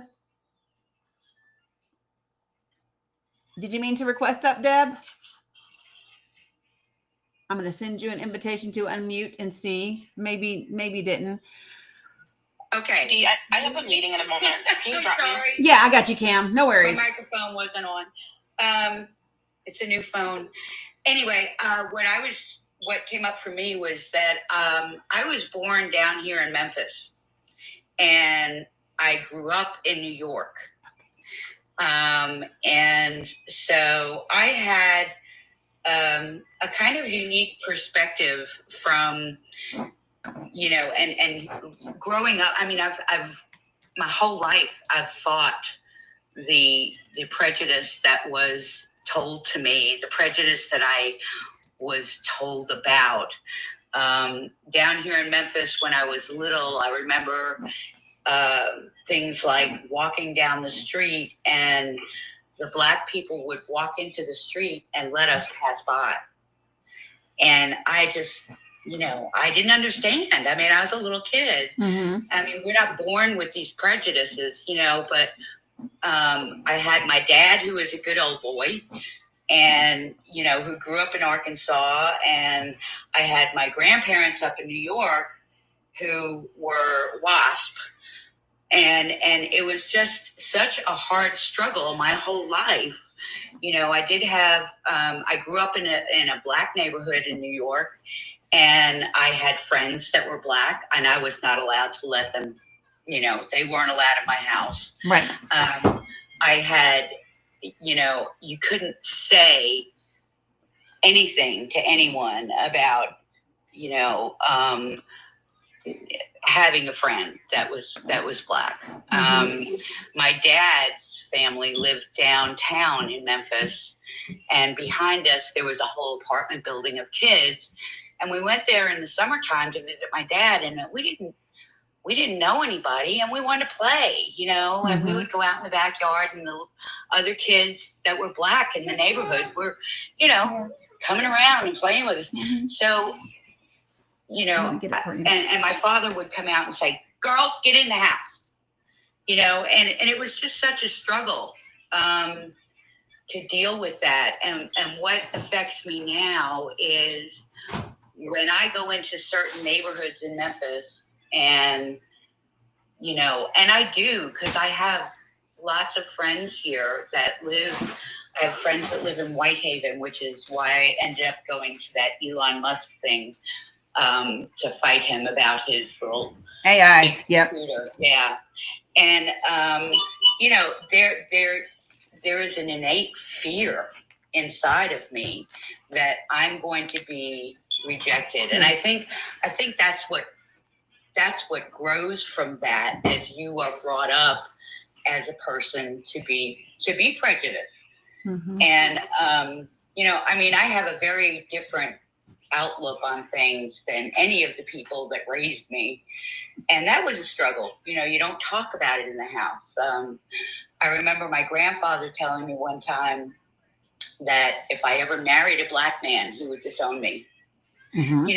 And it was so painful, because I was, what is it? Why? What, they are people just like me, Mm-hmm. and they're like, no, they're not like you. You're better. And it's like, that's such a fucked up perspective. Yeah. But it's the cornerstone of the Confederacy, if people remember that. Yeah. And I mean, that was from my grandfather in New York, my northern grandfather. 'Cause my mom and dad, my dad was a Marine, and my mom met my dad on Governor's Island, and that's how that all started. But I mean, it just, to have to fight that and struggle with that all your lives. I tried to instill in my kids. I think it's really ironic that my kids used to say to me, "Oh yeah, the Mexicans. There's all these Mexican boys at school and blah blah blah." And my youngest one got pregnant by a Mexican when she was 15. And, it's like, it's just so hard to to negate those fears that come up in you. Yeah. And the thing that was really amazing for me when I went to that meeting about Elon Musk was that people did not reject me at all. I mean, I was in a room full of mostly, brown-skinned Americans, Mm-hmm. and they were just like, yeah, look at this girl jumping up and raising her voice and cheering, because we are all human beings, but that's where my prejudice touches me, is that those fears come up about, Mm-hmm. They've taught you that you go into these neighborhoods, you're going to get shot. You go Yeah. into these neighborhoods and these people are all going to be hateful to you. And it's not true. It's Mm-hmm. really not true. I mean, my son-in-law would probably disagree with me, since he's been caught in the crossfire of a couple of gunfights and held up at gunpoint recently. Remember TikTok language. Oh, at pew. Yeah. Yeah, sorry about that. Thanks, Michael. But it's just, I mean, I've lived here now for almost 20 years since I moved down from New York. I moved down here after 9/11. And, I mean, my attitudes have changed extensively, and what I accept and what I, discuss. I had a friend that, a person that I worked with, because I used to work as a nurse downtown. And at that time, I was the only white girl in the air, in the unit. And this one girl, man, she just did not like me. And I struggled, because I liked her. She was funny and she told jokes. And I just, and she and I had so many disagreements because of how she felt toward me. And, I mean, I guess that's part of me, is like, hey, why don't you like me? I struggle with that too. But like I said, the prejudice stuff is just so, such a difficult thing, even within my life now with my kids. I know they, that one of them lives in Mississippi and is with a guy who is a good old boy. And since she voted for Trump, and at this point, she doesn't speak to me. And it's very, very painful. Yeah. But, I mean, it is what it is. And I can't, change her opinion. I mean, I have a neighbor behind me who's flying a flag that says, "Don't blame me, I voted for Trump." And he's just like, I just stay away from him. Yeah. I don't even interact because I know that would not go well. But it's very, very difficult to to tell how people are going to be, or to tell how people are going to react. And I just keep trying. I just keep trying to overcome these feelings of fear that I get when I'm doing things, because I do like to go out. I do like to be proactive. I do like to help, and so, yeah, I just wanted to come up and say that. Yeah. It's been a struggle for a long, long time. I'm 67 now, and it's okay. I'm keeping up with it and doing what I can. Yeah. Yeah. It's definitely different. And, I interviewed a friend of mine who grew up, talking about the way her papa talked at the dinner table and the words that he used, and all of those different types of things, and how they just never talked about it. And my thing is, that's where we have to have the conversations, is within, we talk about it all the time, the circles of control, the circles of influence, and we have to make the people in our lives uncomfortable. And I think that we have to set up some spaces, like, for example, with you and your daughter-in-law, and it's painful, and all of that. I think we have to have those conversations. I don't think that we can leave ourselves estranged from one another, and if we expect to rebuild or to build the country that we desire to have. I think we have to push that envelope and make space for that. Yeah. Yeah. I mean, I'm hoping that at some point she will come around. But I don't push her, because, I said to her, even when we were discussing it, that, look, you have your own opinions, and that's okay. I said, but, and I said, I'm just trying to help you to understand my point of view. So let me, if I could give you some feedback on those words. When you say to someone, it's okay that you have your opinion, but I'm trying to help you understand. So basically what you're saying is, your opinion is ignorant and you need help understanding the real truth. Yeah. And immediately the person hearing that is going to dig all the way in. Right. And so the types of conversations that we want to have are, and because me, I like to ask questions, Deb, right? Yes. So Yes. for me, it would be like, my first thing is because we've talked about this. I don't know if you all remember we did the workshop, 7 Steps to Resolution. If you did not attend that free workshop that we did, it is on my YouTube.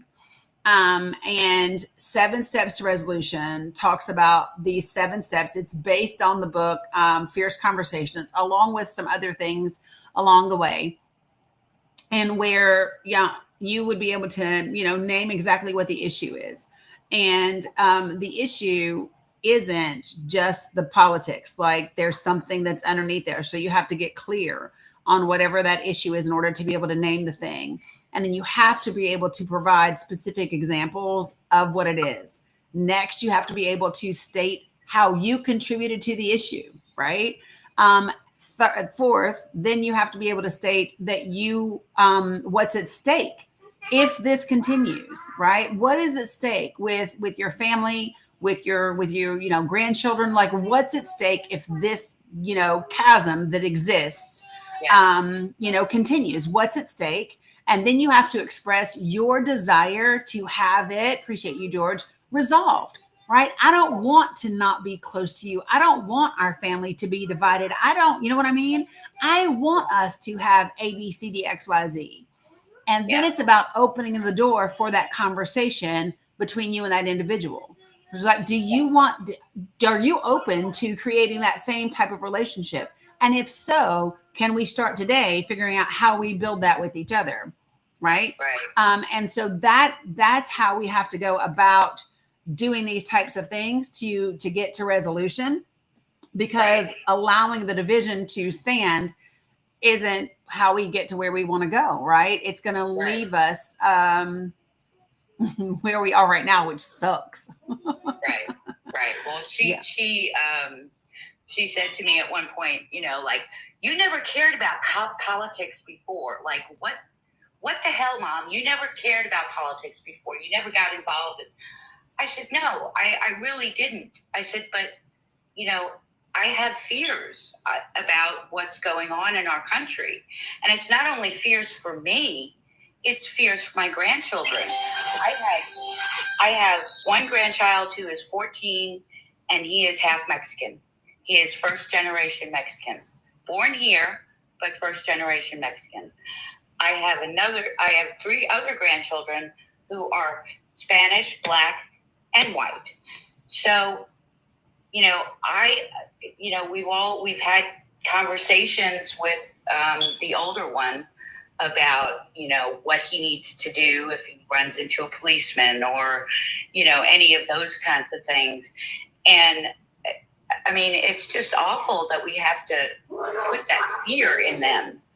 But I worry for them. And that's really why I got more active in discussing and reading and watching movies and doing, like someone else was saying, self-exploration about what I feel about things and how maybe I transmitted some of this to them as they were being raised. I mean, their dad was from New York, and he is an all-out Trumper, and oh my God, he's coming here to live in a couple of weeks. Help me, please, Jesus. But it's about the fact that I can't control them. I can't, I do have to learn. And I remember you having this live about how to talk to people. And that's what I was gently trying to do, but my brain wasn't quite working because I was in the hospital at the time that this all happened. I got you. And, so it's just a struggle. I mean, and I miss her. And I talk to her via Facebook. I like something that she posts, or, I'm just gently trying to move back to that place to try and have a conversation with her, because I don't like this. Yeah. So, I mean, you might want to start with just simply sending a text that says, I miss you. Yeah. And then just see what happens. You know what I mean? So, like, I think that it's funny. We are not as careful. We don't tiptoe when we are angry, but we tiptoe when it comes to trying to reconciliate or to reestablish something or to be vulnerable. And sometimes I think we need to be just as ferocious in our vulnerability as we are in our anger. So yeah, just saying. So, all right, John, no worries, but I appreciate you, Deb. Absolutely. 100%. Thanks, Thank you for sharing. So let me take just a second to level set for everybody so that yeah, reconciliation takes courage. 100%. I think the conversation that we're having now takes courage, right? To be able to know who you are, to know how you show up in the world, to know where you fall short, to know where you have stumbling blocks, to know the places that trigger you is important. I often talk about, knowing what I call you're crazy, the place where you go where it just sets you off and all of a sudden you're seeing red and you're not thinking rationally and all of that. Getting to know that part of you is one of the most productive things that you can do, because once you know that part of you, then you know how to handle that part of you. What sets that part of you off. You know how to manage situations so that you don't end up needing bail money. And I joke about it, but it's the truth, right? But too often we don't want to address the ugly in us. And I truly believe it's because we think that if we admit that we have bias and that we have prejudice and that sometimes in some cases we might even have bigotry, right? then that means all of us just should be thrown out. Like all of us sucks. We're just a horrible person. There's no goodness in us, or we're at least afraid that that's what people will think. But the reality is that all of us have places in our life where we have bias and where we have prejudice, and it doesn't mean that the all of you is horrible. It doesn't mean that you're not a good person. It means that you are a human being, and the thing that determines your quote unquote goodness is your willingness to lean into that discomfort and explore the areas where you have to growth, and to embrace all the parts of you so that you can change them and grow them into the you that you desire to be.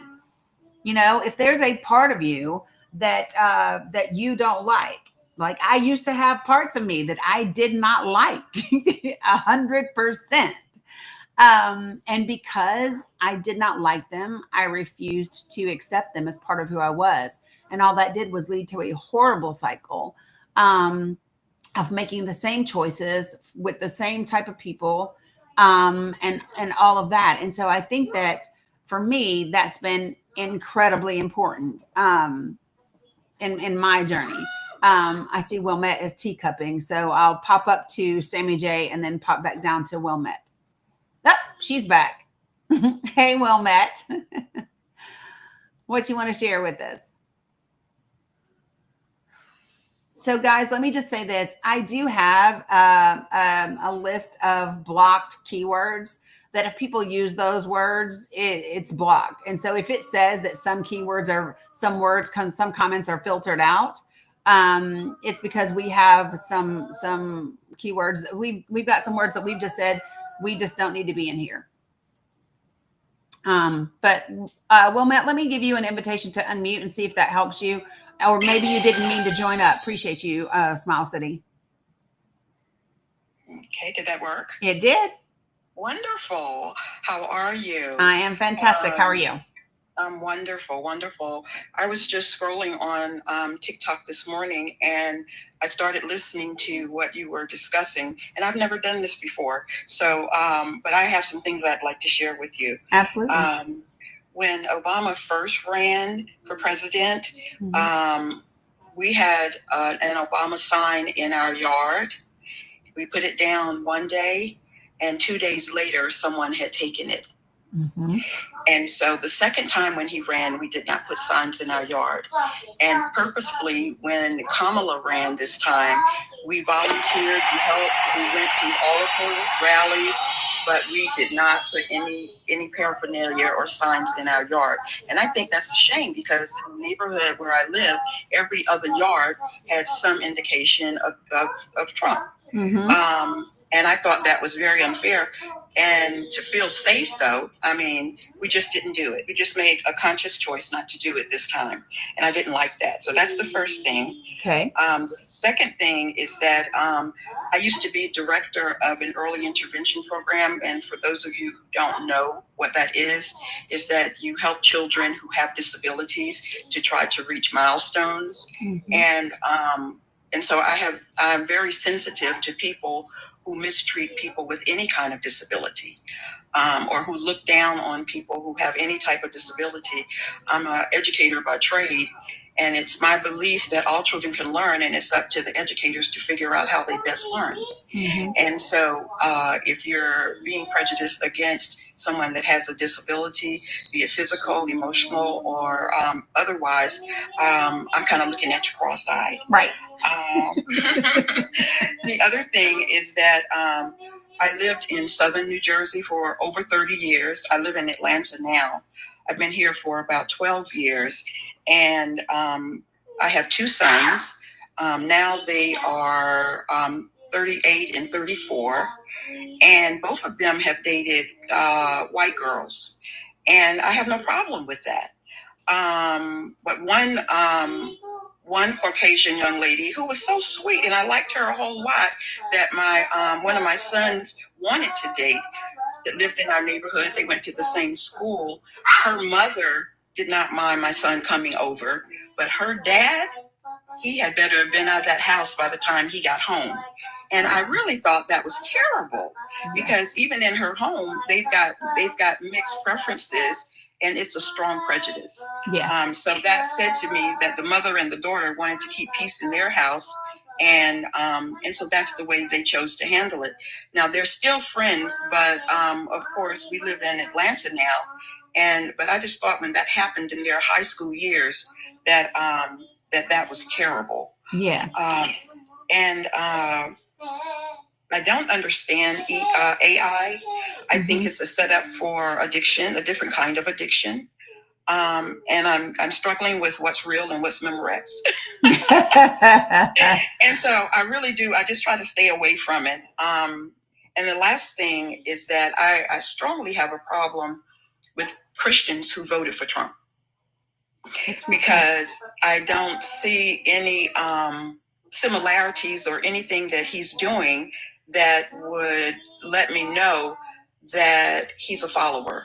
Yeah. And I have friends, good friends, that I worship with that I know did. Mm-hmm. And so I had to agree to disagree with them and just move on with my life, because I look at people's personalities and what they do, other than the color of their skin. My grandchildren are mixed with Spanish and Black, and they're gorgeous. Yeah. And they're gorgeous. And when he first started dating her, and they're engaged now, but when he first started dating her, her family did not like him because he was Black. Mm-hmm. Yeah. Now they've been together for 17 years now. And so eventually they came around, but when they first started dating, her family wanted her to date a Spanish boy. They wanted her to date a Dominican boy. They were terribly against my son, and he felt it. Yeah, he felt it. But now they're all, we're all friends. So, okay, you said a whole lot, and okay, so I made a note to make sure I didn't miss anything. But okay, so the thing about the yard signs. So I talk about this a lot, and so for me, I believe that so this is what I recommend to people is if I put out a yard sign, regardless of where I live, and then if you have a little Ring camera, you set that yard sign right up in your yard in the view of that Ring camera. So when they steal your property, and it is political speech, that is civil rights intimidation, which is a felony. Wow. I didn't know that. Yes, ma'am. How do I know? Because I have prosecuted someone, or I had someone charged with civil rights intimidation. Not over a yard sign, but over a political disagreement about a Republican representative. Yeah. So, I mean, this is my thing. I think that people need to look at ways of saying, no, this is right. Put a sign up that says this is my, Harris Walt sign. And the sign beside it says, take this sign and you'll be a felon. Right. And then I'd even put my little state's code down there. Right. So if I were to go and look up Georgia civil rights intimidation, hold on.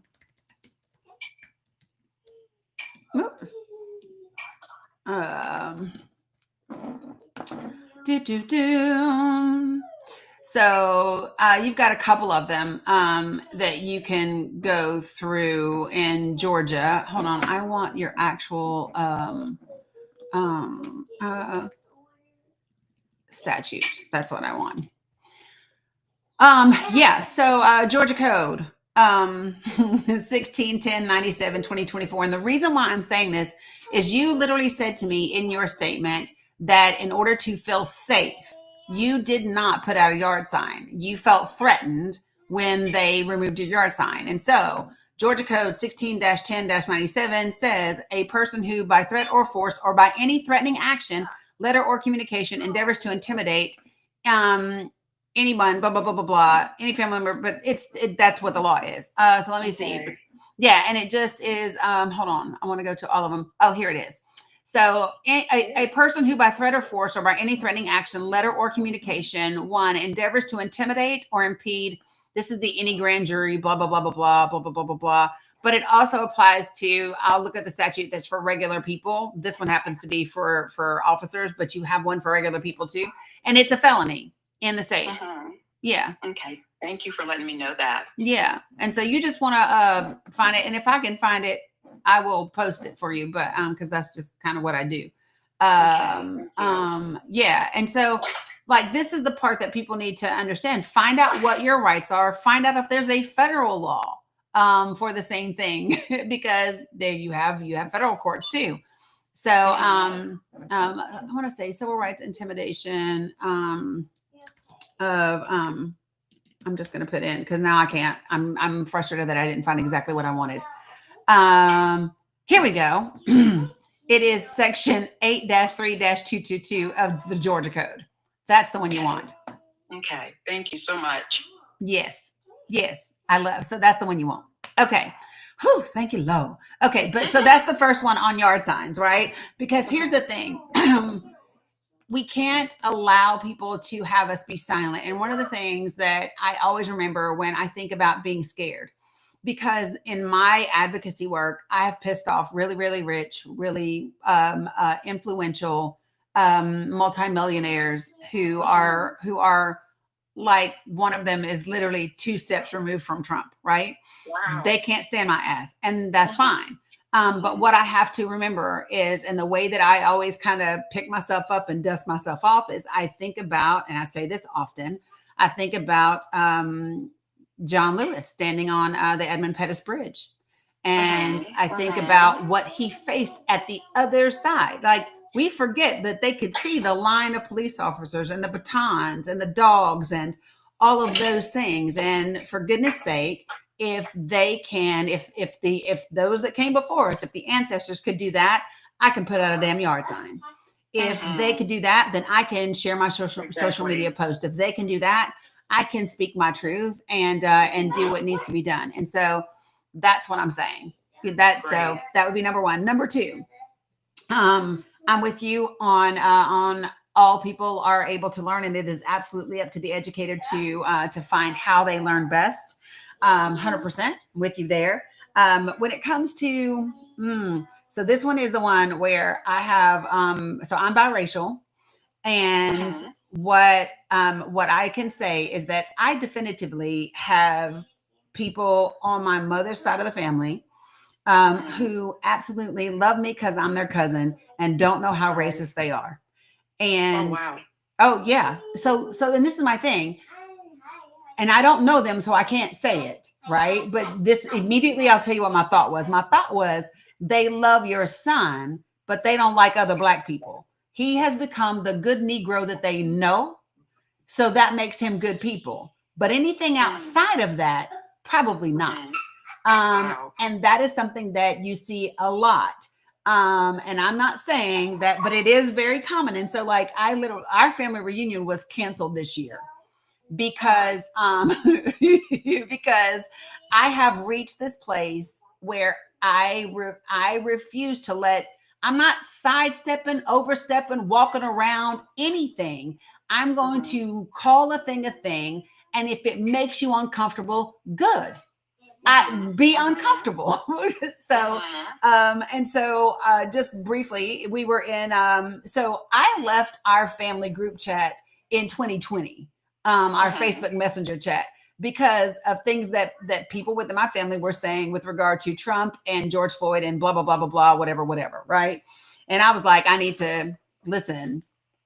So I dipped out. But this year, my mother asked me to join the chat because the location was changing and she doesn't, keep up with Messenger as well as I do. And she was like, it would just be easier. Cause I was like, just tell my cousin to let me know. And she said, well, it would be just easier. Can you not join the chat?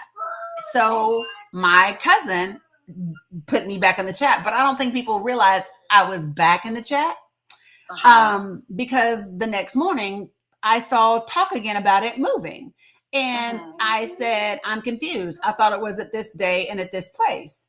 And one of my cousins said, well, that's because all the hotels are running $200 a night. So they're looking for somewhere that's cheaper.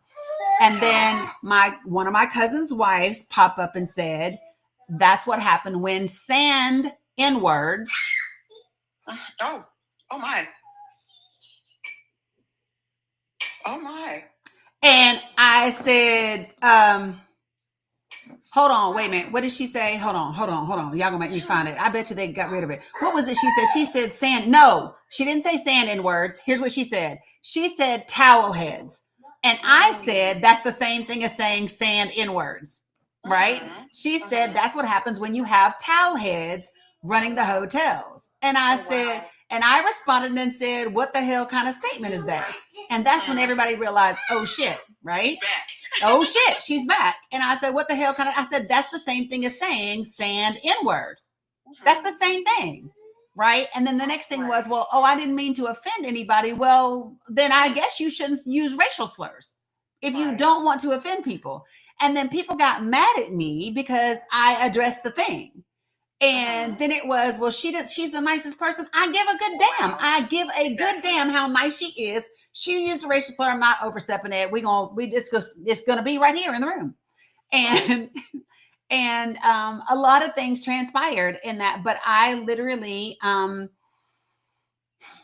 afterwards I said to my mama, I said, I'm just gonna tell you right now, I will not be at another family reunion on that side of the family. I won't be. Right. I have a couple of uncles I will go see, right? I will go and an auntie or whatever. But as far as the rest of that, nah, I don't hear from y'all no way. Right. Shit. Like, Right.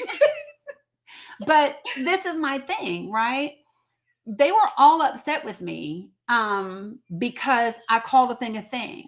Right. And I have reached this stage in my life and in my journey that if calling a thing means that you don't like me or you're upset with me or whatever, if you cannot understand that your belief system is dangerous to me, to my children, to my grandchildren, Exactly. blood don't make us family. Exactly. All the time. It don't. And so I'm okay. I don't hear from y'all no way. And that was that. And I just said, Wonderful. So, but this is my thing. We all have to be, I believe that we have got to get uncomfortable. The only reason people are so involved in politics right now is because people are uncomfortable. The only reason, so think about this. This is the first time many white people are scared of their government. And I'm like, welcome to the party. Exactly. Welcome to the party. Glad you're paying attention. Exactly. Finally. Yeah, this ain't nothing new for some of us, right? No, that's right. And so, like, for that, this is the thing. They are only paying attention because it's impacting them, and now they're uncomfortable. Great. Exactly. Great. I want you to be uncomfortable because in the discomfort, we will make change. In the discomfort, we will figure out a way to do better. So yes, I want you to be comfortable, uncomfortable. Wonderful. Yeah, 100%. So those are the only things that I wanted to say in response to what you said was, ooh, I just hear your baby boy and I'm immediately going, put a hedge around that boy because yes, I keep on around him. I know you do because that's what we do. So, but anyway, but I appreciate you sharing. Absolutely. I hope that you come back and stick around. I'm so glad that I found you. You have a blessed day. day. You too. All right. What's up, Sammy J? Hi. Good morning. Good morning. Oh my God. One day we are going to meet in real life and it's going to be a time. I swear to God, I was cracking up right now because it's a way that I'll leave a group text. I swear to God, you say one thing to me in a group text that I don't like, and I'm just gone. I got invited to a birthday lunch the other day, and I said, well, it's a maybe for me. And it really was a maybe because I had some other things going on. And they said, somebody else said, you'll be there if it's important enough to you. Oh! Leave. And I was like, I had a closing. I had work, right? Right. And so that conversation, they were trying to be funny, I guess. And I just said, I'm done. Left the conversation. I'm not doing it. I I don't like the group conversations where people like to try to like poke at you, and then there's a side conversation, them talking about what you said. I'm not doing it. Right. I'm not doing it. So I leave. I just leave. Yeah. And so I was cracking up right now when you were talking about leaving a group text. Listen, because I do that. I don't even know if they know this, but so I started a podcast that didn't really stay going because I ended up doing the healthcare protest, right? But in 2018, I had done a podcast called The Rantings of Danny podcast, right? And one of my episodes is my biracial family, the most racist, non-racist you'll ever meet. And I understand what you're saying. I understand what you're saying. What you just said right now to the previous guest about that her son is the one black man that they're comfortable around. You know, my husband's black, and so I know, I see it. I see it. I know that I have family members that are that way towards my husband, and there's only so much you can do, right? You try your best, right? I that's a whole deeper conversation, but yeah, I totally get it. I totally get what you're saying. Yeah, and it's not being mean and it's not even being judgmental. It's just that's human nature. It is really easy to shift your perspective for the one person that's that you have proximity to, but it's different. And I'll tell you, my husband is somebody who has actually spent most of his life trying to make sure everybody around him feels comfortable for the sake of his own survival, right? Mm-hmm. So those of you who have me on Facebook, you might know that I shared a couple days ago. So 5 years ago, after George Floyd, this is not what I came up here to say, but I'm going to say it anyway. 5 years ago, after George Floyd, he never posts on Facebook, but he wrote this long post basically about living in America as a black man, right? And what his experiences are and how careful he has to be in everything that he does. And there was, I think, over 1,000 likes and hundreds of shares. And it came up in my memories a couple days ago. And I'm looking at all the comments, and everybody's committing to change and saying how they're going to do better because now they know better.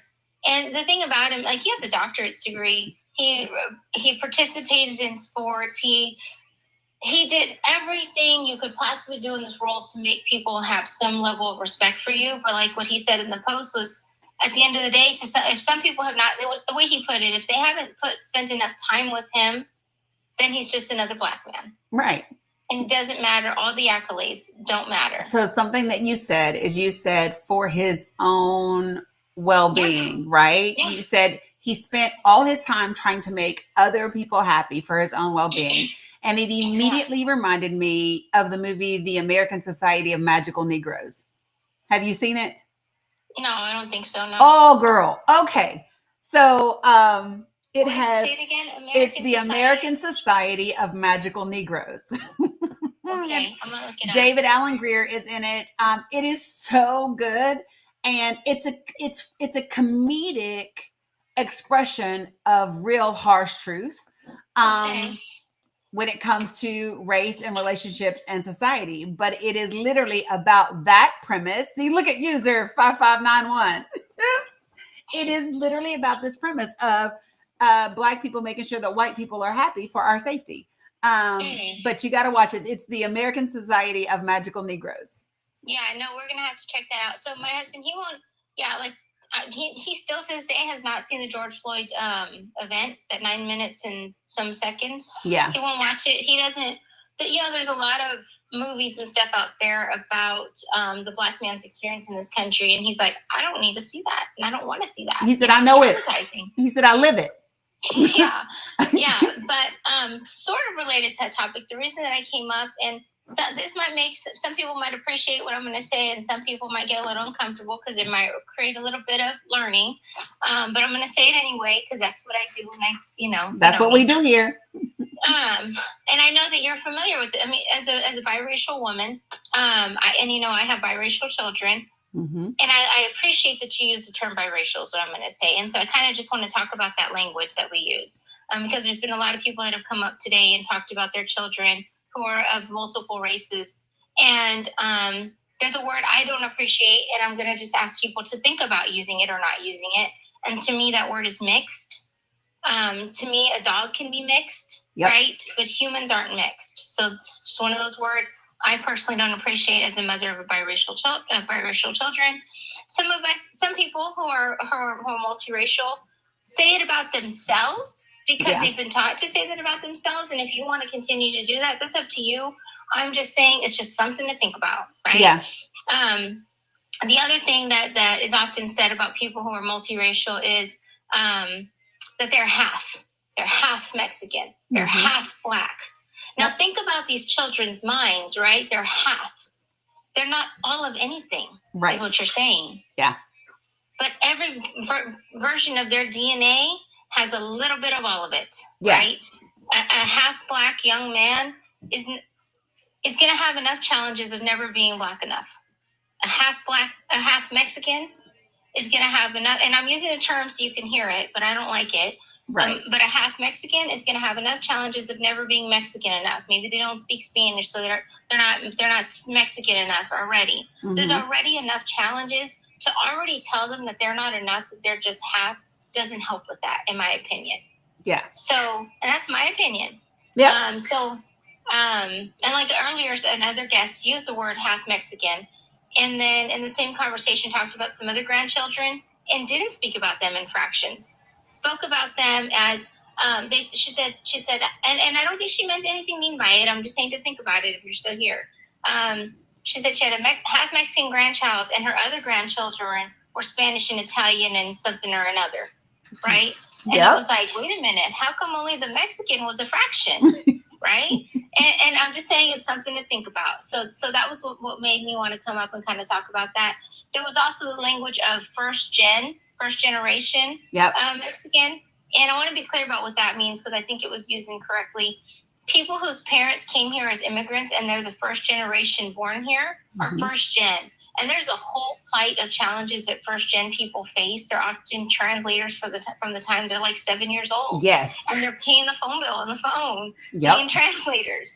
And they navigate this whole systems that are in place here, mostly in English, mostly a culture that their parents are just now getting comfortable with, or maybe not, Mhm. getting familiar with, I should say.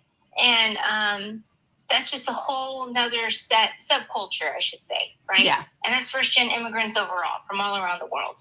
So I just kind of wanted to touch on that language. I think that language matters, right? So we need to be careful about what we say. Yep. And think about what our children hear. Yeah. And I will tell you this as a biracial woman who was born and raised in the early 70s, right? I can tell you that the words absolutely matter because growing up, it was common language to hear mixed and half breed and zebra and all of those words, right? It was common to hear. You're a mutt, you're whatever, for your reference to animals being mixed, right? It's exactly that. And so, and I've shared this before. So, right, hi yellow. But when my dad passed, those of you all who know me, you know this, my dad passed when I was 6 months old. My dad was the Black parent in my home. So my mom was a white woman raising me in Northeast Tennessee in that time frame that is 96% white. And there were lots of things that she could teach me and lots of things that she couldn't. Right. And there are many, many things that I learned about being a Black woman, a woman of color in this country that I did not learn until I was in the military, until I lived in Charlotte, until I lived in Atlanta, until, I lived in other places around, larger populations of Black people because they just have an experience that she didn't have. Right. And so, words absolutely do matter in terms of how we not only talk about ourselves, but allow other people to talk about us. Yeah, my brothers and I all have the same mom and dad, Marky, and I don't speak to their experience because it's their experience. My one brother has been on Facebook at time and he's chimed in about his experiences. We experienced a lot where we grew up. He was put off the bus in kindergarten has a little black boy, still like a mile from school to walk.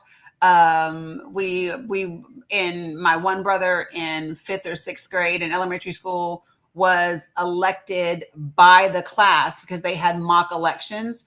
They elected him N word of the year in his class. Like that's a real thing.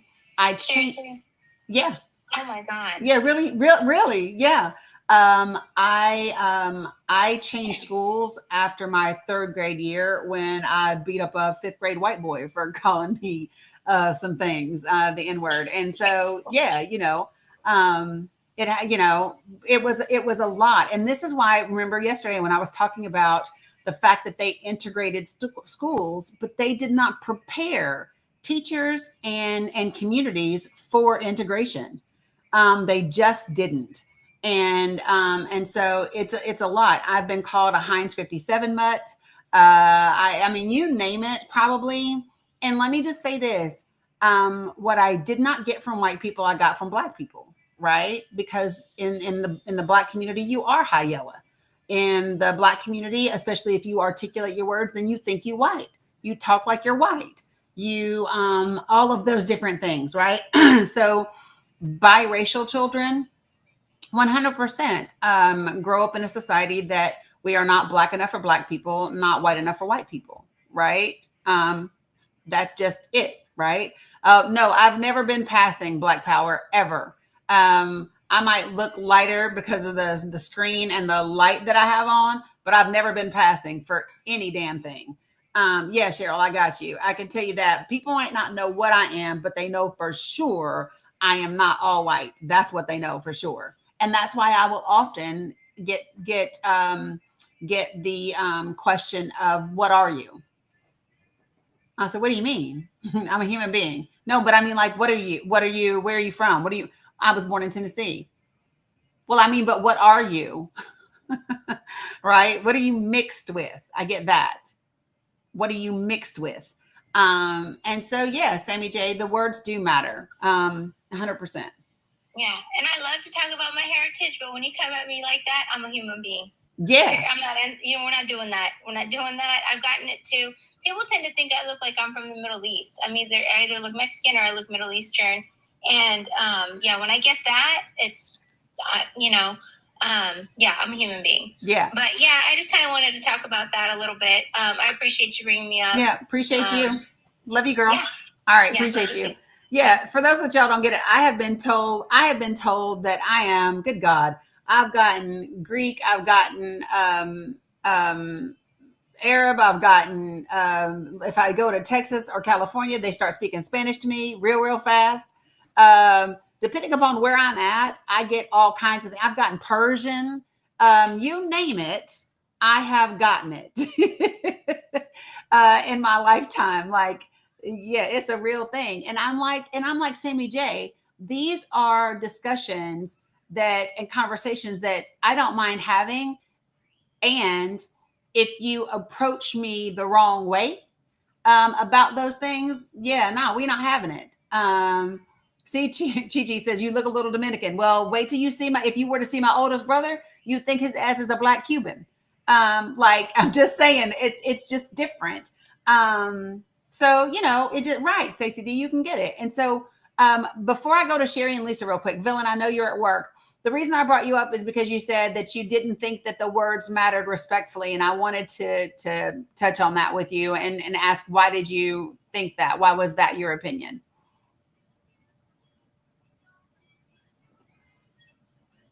Let me see. Okay. Yeah.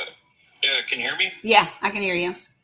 Yeah, I just meant people, they're going to be racist. If they want to be racist, they're going to be racist.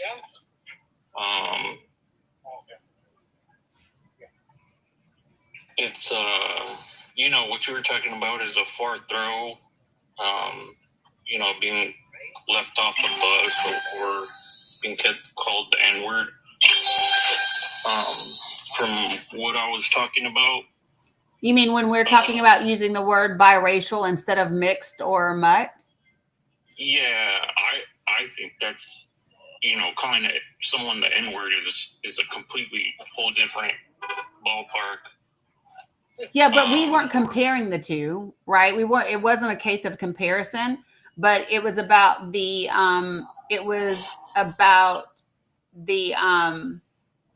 the correctness of the word and the slight that it is. Like, if you don't mind me asking, what race and ethnicity are you?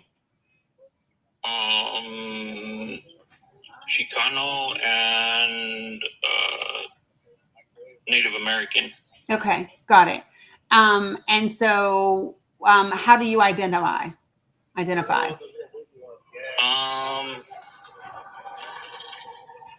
guess Chicano mostly. Okay. So when you go to fill out like your applications and things like that, do you select white? Do you select black? Do you select white with Hispanic? What do you check? Just I guess white. Right. I like stuff like that. I really, it doesn't. I don't care too much about.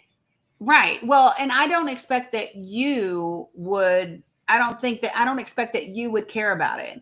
But what you have to understand is that so in this country, Hispanic folks they are always included in white demographics reports unless it specifically says whites only, right? And there is a different mindset that comes along with the fact that you choose white over any other race, right? I don't know what what skin tone you have or what melanin level you have, but if you are Native American and Chicano, you probably don't present as white passing. No, I definitely do not. Right. And like you said, I'm not Mexican enough because I can't speak Spanish. Right. But so do you see what I'm saying? So even though you're not white passing, when presented with the opportunity to choose something different, you still select white. And there is a matter of privilege that comes with that makes it a little bit different. But you will have similar experiences in terms of not being, Mexican enough because you can't speak Spanish, and not being, I don't know if you speak your native language or not, but not being indigenous enough because you don't speak, whatever language from the tribe that you're on. But it's when you think about those types of things, the language does matter, right? Are you around your indigenous family?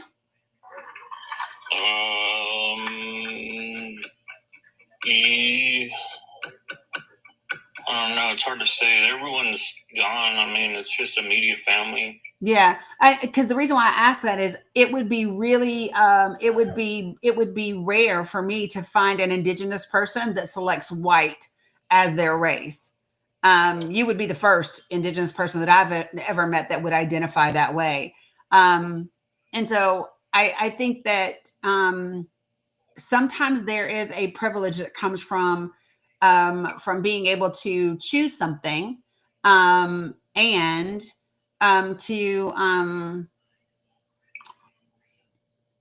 right, because you could choose something other than white, correct? And so I think that there's a privilege that comes from being able to check that box. If I refuse, there's that box that always says if you refuse to answer, I could always do that. Yeah, I mean, you have to do what works for you. But what I would say is that, so for me, I think that it does matter because all of me matters, and there is a mindset that, like you said, not being Mexican enough because you don't speak Spanish. And I think in the comments you said you were triracial. Oh, I was joking. Oh, gotcha. I mean, because that is a thing, but people normally say multiracial. I mean, I'm just, I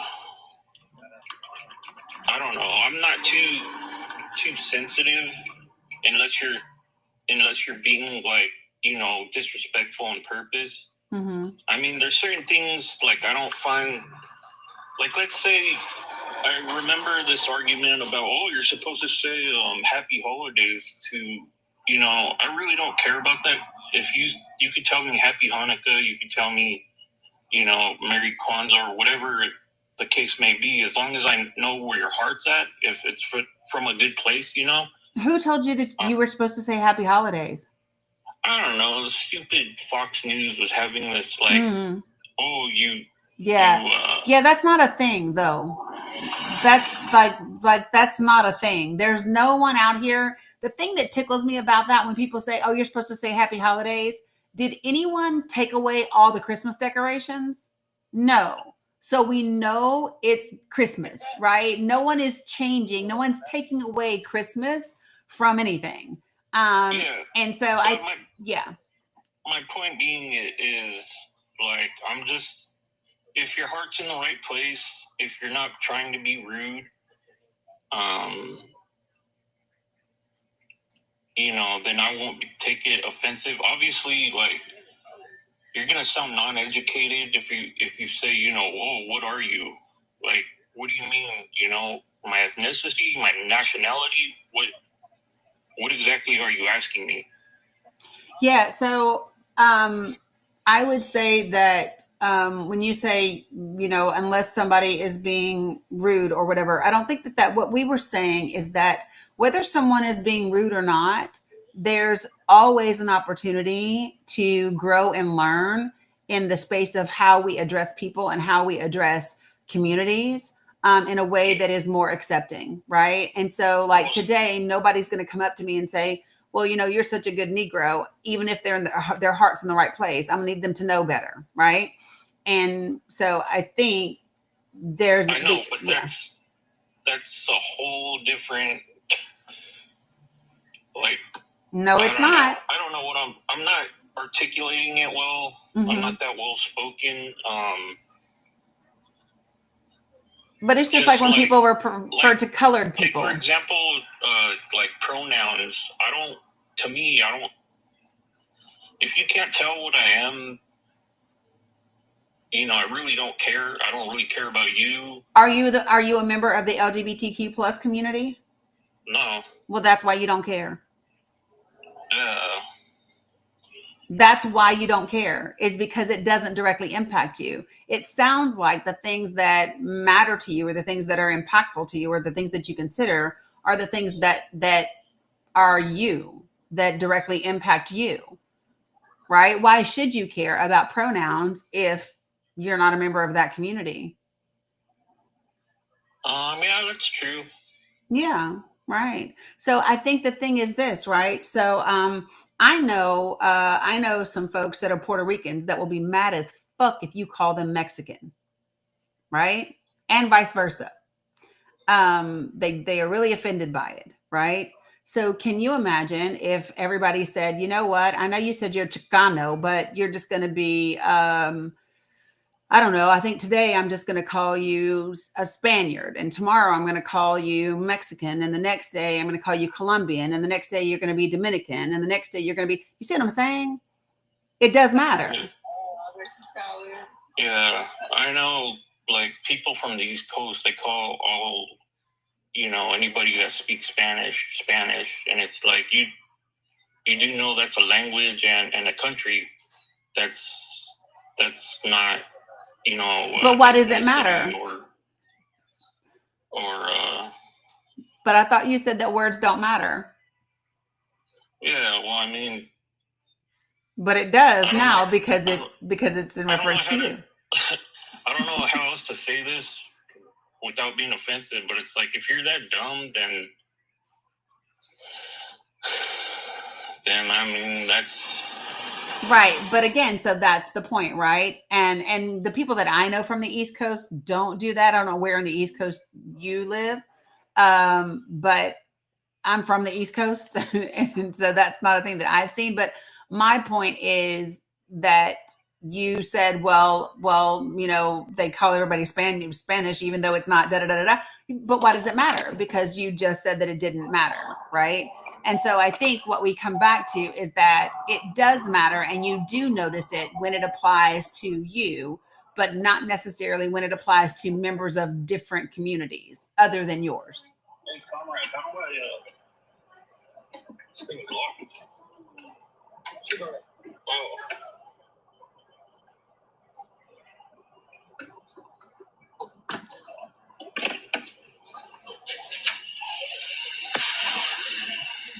right. I know you're at work. Yeah, I need to go. Sorry, I couldn't be more articulate. I know everyone. No, that's okay. in the You're welcome to comments. come back at any time. Yeah, I know. I just see everyone in the comments all pissed at me, and I just wanted to tell them, fuck you. Well, I don't think people are pissed at you. I think people are engaging in the conversation. I know, but they can fucking cry about it. I really But look, don't you give a see, fuck people are about saying them. you're doing great. Glad you listened. Somebody else on Facebook is saying this guy is awesome. So, like, again, you know what I mean? Like, people are responding to different parts of the conversation, right? And you know, there's no need to be that way. So, but anyway, you're welcome to come back if you want to continue the conversation at another point in time. All right. All right, have a good one. Day, everyone. Bye. Bye. Fuck you, but then have a good day. Good Lord. Okay, so there's a question on Facebook that says guess I'm guilty. When I see a beautiful brown skinned person, I sometimes compliment them and ask their ethnicity. Is that rude of me? I would say it's not something I would recommend doing. I think it's enough to just compliment them. Oh, Hawk, a lot. It is rude. I wouldn't ask anyone their ethnicity. My question would be, when you see a beautiful white person, do you ask them their ethnicity? Because not all white people are from the same place. We only ask about people's ethnicity when they are people of color. So yeah, like, you're not asking somebody if they're Scottish or Irish or Dutch or English or Italian, you know, or, you know, Romanian or Russian, right? You're not asking that. The only time that people ask that is with regard to Black and brown people. And so, yeah, it's enough to stop at, wow, you are absolutely gorgeous. It's enough to stop right there. Yeah. So I'm going to go Sherry and then Lisa. Hi, Danny. How you doing today? I am good. Miss Sherry, how are you? I'm doing good. I just wanted to bring a thing up about red hats. And it's something that I've struggled with. You know that I live in the middle of red heaven. And it's really conflicting. Like, there's a gentleman lives across the street from me, and he will tell me, you have Trump derangement syndrome, and I'll come back at him and I'll say, yeah, well, at least I don't belong to the cult, you know. And we have that openness to say stuff like that, but we never hold it against one another, and it's very conflicting for me, because I know he has said things like, right before the election, he said, if you don't vote for Trump, then we're going to end up, the white people are going to end up being the minority. And I was like, so that's how he feels. And I know that he has that in him. And it's like, but yet when Harvey came and our house was flooded, he was the first person across helping us get in a boat and making sure we were okay. Because you're white, though. You know, yeah. So, yeah, that's why he has no problem helping you. Yeah. So I mean, it's conflicting, but I'm trying to get out of where I'm at. I'm going to be moving north because I know that I have to get out of here. And we were discussing I wanted so bad to put a bumper sticker on my car and for Harris and put a yard sign. But I'm going to say the name of the town that I live in, because I live north of there. But it's called Vidor, Texas. And if you know anything about the history of Vidor, Texas, you know it's not very good. Way back in the day, Troy Donahue came to town and did a deal here. South of the town is a compound that you don't want to stir up. And I guess I am chicken, because I would fear that my kids tell me all the time, be careful what you say, Mom, because these people are around. And So anyway, I just wanted you to know that that's truly a fear, and I wish I had more gumption, but I just don't want to get hurt. You know what I mean? I hear you. I don't. So I've come to the realization I'm making plans to move out of this area because of it, and Right. Because I'm not going to change it. You're not going to change these people, and you're right. I'm really a white girl. I mean, I would my one time we were at work and we did a makeup thing, and I worked with some beautiful black young ladies, and we put our hair back. And my one friend looked at me. She said, "Girl, you are white." And I'm like, and so I am. So I try really hard, but I can't understand sometimes. I really work at trying to understand how this all works and what you guys have been through. But it's hard to see sometimes through white eyes. And I understand that because it's not, I have white privilege and I understand that. And it's hard because, someone will see me on the side of the street broke down in my car. I always get help, no one thinks and I don't worry about my safety for those reasons. And so I understand that. And, as a white person, you need to try to understand the plight of other people. And I think it started with me when it really hit me was when I can't think of the young man's name. He wore the black hoodie. It was in Florida. It was a Trayvon. Yeah, gray hood. It was a gray hoodie. Trayvon Martin. That's when it started to hit me that there was real. I mean, it really hurt. It hurts even sometimes to hear. I used to love the national anthem, but it hurts me when I hear it now. Sometimes because it's not the country that I thought it was. And it was a realization of the racism that, you think that, the civil rights movement, and I went through all that. I'm 71. And I grew up with ideas of what my country was. And then to come through and realize that it's not any better in some ways than it was back in the 60s.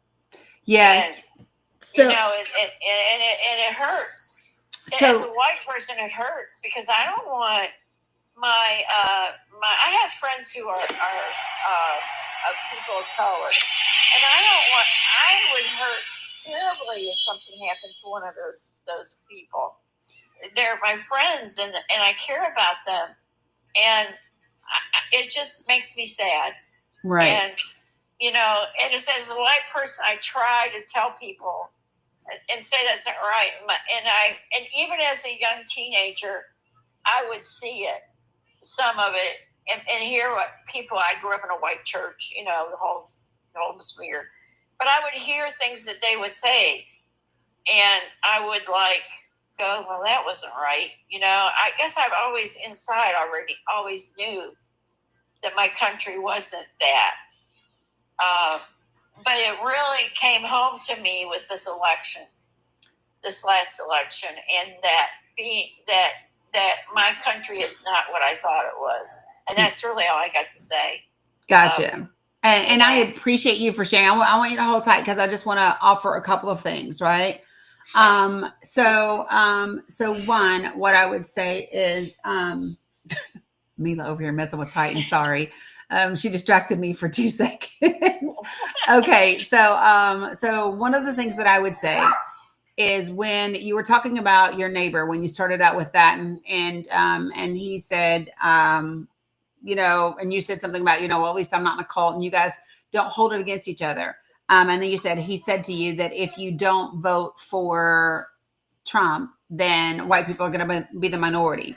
The first thing that came to my mind is we are glossing over who and what your neighbor is. Mm-hmm. What's your neighbor? Exactly. What is he? He's a white male. Nope. Your neighbor is a white supremacist. Yeah. That's what your neighbor is. Your neighbor is a white supremacist. And it's important that when we have these conversations, we call a thing a thing.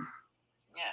Because appreciate you, Nance, because when we call a thing, then we are able to better manage the type of relationship we want to have with those people, right?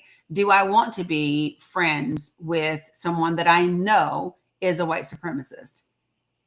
Even if they would come help me out, is that even if I don't want to make them my enemy, if I don't want to stir the pot, do I want to engage in banter with that person? And so people get to choose kind of, so I just think it's important that when we're talking about these things, that we call a thing exactly what it is, right? I agree, Danny. And the thing is, I think sometimes inside me, it bothers me that I'm bantering with him. You know what I mean? Mhm. I think that it's too safe to be able to live here without a bunch of issues. I don't do that, and so that's a very good point. Thank you for bringing that up. Yeah, you're welcome. And then I think the only other thing is I am so when you talk about these things, and here's the thing that I love about you is that you're just open and you know that you're learning. Oh, Sage, where'd you go? I sent you an invitation. Where'd you go? Yeah. Anyway, so one of the things to be mindful of when we're talking about racism, and especially when you're having that type of conversation in mixed company, and what I mean by that, in diverse company, is sometimes what can happen is, from a white perspective, you end up centering yourself in the conversation, and it becomes about your sadness or your grief or your guilt or your whatever. And for some Black people, when they hear that, it makes them angry, because it is almost like, well, but what about our pain, and what about our anger, and what about our sadness, and what about our all of those things. And so what I would offer is just in these conversations, being mindful to not make the conversation too much about how you feel about it, but rather what you are doing about it, and that type of thing. And so it's just something that you learn the more and more and more that you have conversation. It's like Conchita said, well said, Danny, I had stopped listening. And it's a thing that when you first start, and this is the thing that I want, that I'm so glad that we cultivate in this space, is people being allowed to say, hey, when you do it, be mindful of this. And, oh, I'm mindful of that. And hey, here's what I hear.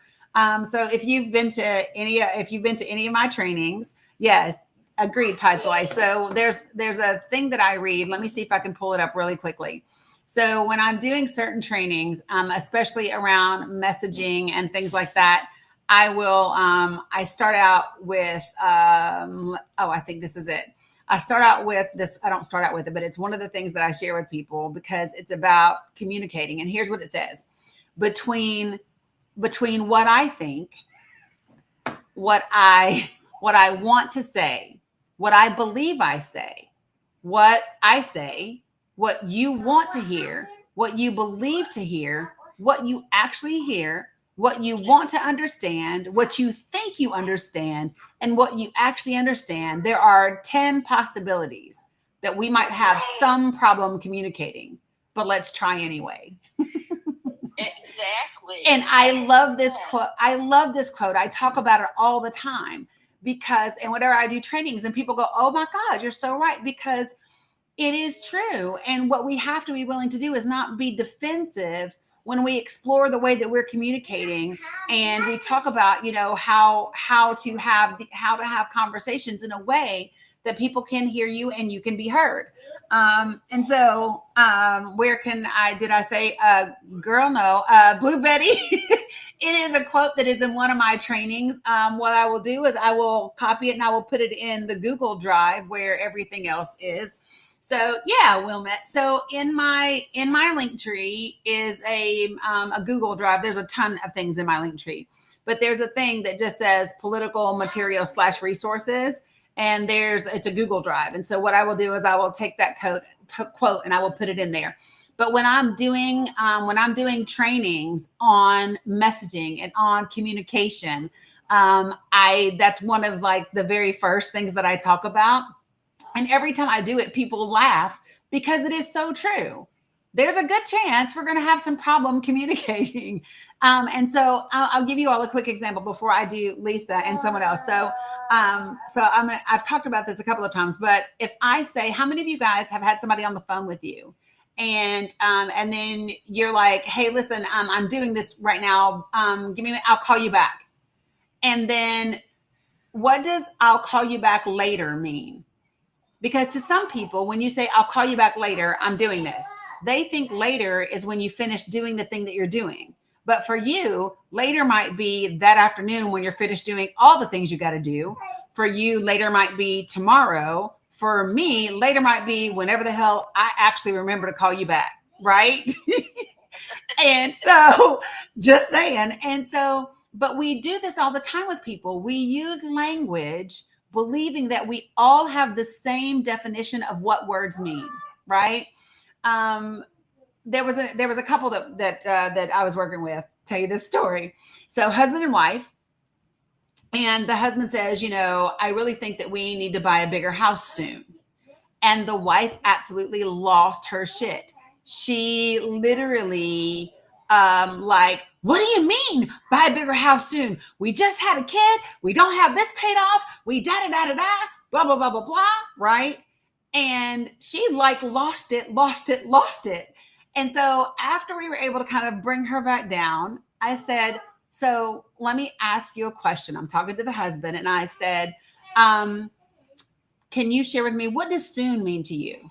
And he said, I don't know, I don't know, 18 months, 2 years.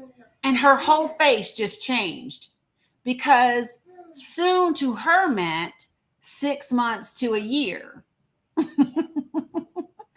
And she was livid because of this thing, but it was just this thing of what is soon to you. I tell people all the time, have conversations. When you start to get to the place where you are going to be in a committed relationship with someone, make sure that you discuss what is cheating to you, because Bill had a definition of cheating that was different from Hillary, right? He thought oral was cool, right? Oral wasn't smacks to him. You see what I'm saying, right? Yes. And so you have to have these conversations. What is it to you? Is it? And so for me, it's doing anything that you wouldn't do if I was standing beside you. Damn it, that's what it is. But it's about those types of things, and so we can do so much if we just explore conversation and being open to going, oh, I didn't realize in the way that I said that, it appeared that I was centering myself because that was not my intent, right? And then to be able to say, okay, so what's a better way for me to do A, B, C, D, X, Y, Z? Like we had Jeremiah the other day who said, what do I need to do? How can I be a better ally? What do I do? How do I do A, B, C, D, X, Y, Z, right? So anyway, I love the fact that you share. I love the fact that you are still open and learning. And at 71, right? It reminds me of my uncle who's 86, who is still doing the same thing. And I love it because that's how we become, the type of people in society that we want to be, I never want to stay the same. I always want to grow because I care about people a lot, and I don't just care about one type of person. Right. And, I really do. I really am that person. And I want to be, I guess, everybody's grandma, I don't know. That's not a bad thing. I want to bake for them and make them better, and make them feel better and stuff like that. So yeah. Anyway, you all have a great day. You too, sweets. Appreciate you. To Darlene in the comments, you said, oh, yay, Blue Betty. I'm glad you did too. So let me just say this for Darlene. You said respect each other's opinion and be open-minded. For me, I have to modify that statement. So I respect everyone's right to have an opinion, but I don't respect dumbass opinions that aren't rooted in fact and aren't like just because you have an opinion does not mean it is an opinion that I have to respect. I respect your right to have an opinion, and I'm open-minded, but it doesn't mean that I have to respect the opinion that you have because it might not be a good opinion to have, you know? And so that's the only difference that I make with reference to that. So what's up, Doniski? I see you down there doing your shares. Appreciate you. Lisa, what you got for me? Hi, Danny. Hi, everybody. I'm about to say something, and it's going to be uncomfortable.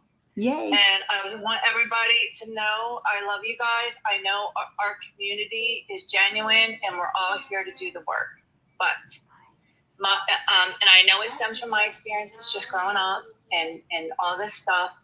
But my prejudice is that when I hear white people, and I know this sounds rich coming from a white girl, but when I hear white people talk about things that they've done, you know, like, oh, I have a black friend, or my, you know, daughter's dating a black guy, or whatever, and this and that. Until I get to know you, you're wearing a mask and it's performative, because behind closed doors, you're talking a different way. That's what I see. And to me, like, white people, just in general, feel dangerous. And black people, especially black women, feel like safety and genuineness, and like I'm safe with them. Like, and I don't know how to. I'm sure it's like trauma and all this stuff, and just like 50 years of life experience and working as a field interviewer, going into people's houses and them acting a certain way and being nice, and then we start talking about politics, and they come out of their face with some crazy shit because they think I'm one of them, and it's and then me going into you know, a black family's home, and they are who they say they are, and I know it's that, and I don't know how to get over that. Like, I'm so cynical of white people. And I don't know what to do about that. I don't know that it's cynical. And so this is, I think, the thing, right? So as soon as you said what you said, I said, the tokenizing, right? Listen, I have told y'all repeatedly, when I hear somebody say, oh, I have a black friend, or I dated a black woman, or I adopted a black baby, or whatever, I'm always like, okay, colonizer. like that's my response, because you're tokenizing, and someone who is really doing the work around race doesn't talk like that. Someone who is really aware, and someone who is in the allyship when it comes to racial justice, they don't talk that way, right? And so, I'm with you. I'm always, I'm just saying, Dan. But I'm with you on that. I think one of the reasons why Black women feel like safety is because we have been the safety for damn near everybody. We have been the safety for white children when their parents weren't around to raise them. We have been the safety for Black men. We have been the safety for the country. We have been the safety, and so I think that that's why. And there's something about the Black community that I absolutely love. Is so the other day I just happened to see a little reel. It's gonna seem so crazy, and you'll be like, Danny, what the hell are you talking about? But so there's a little white girl standing on stage at the Apollo, right?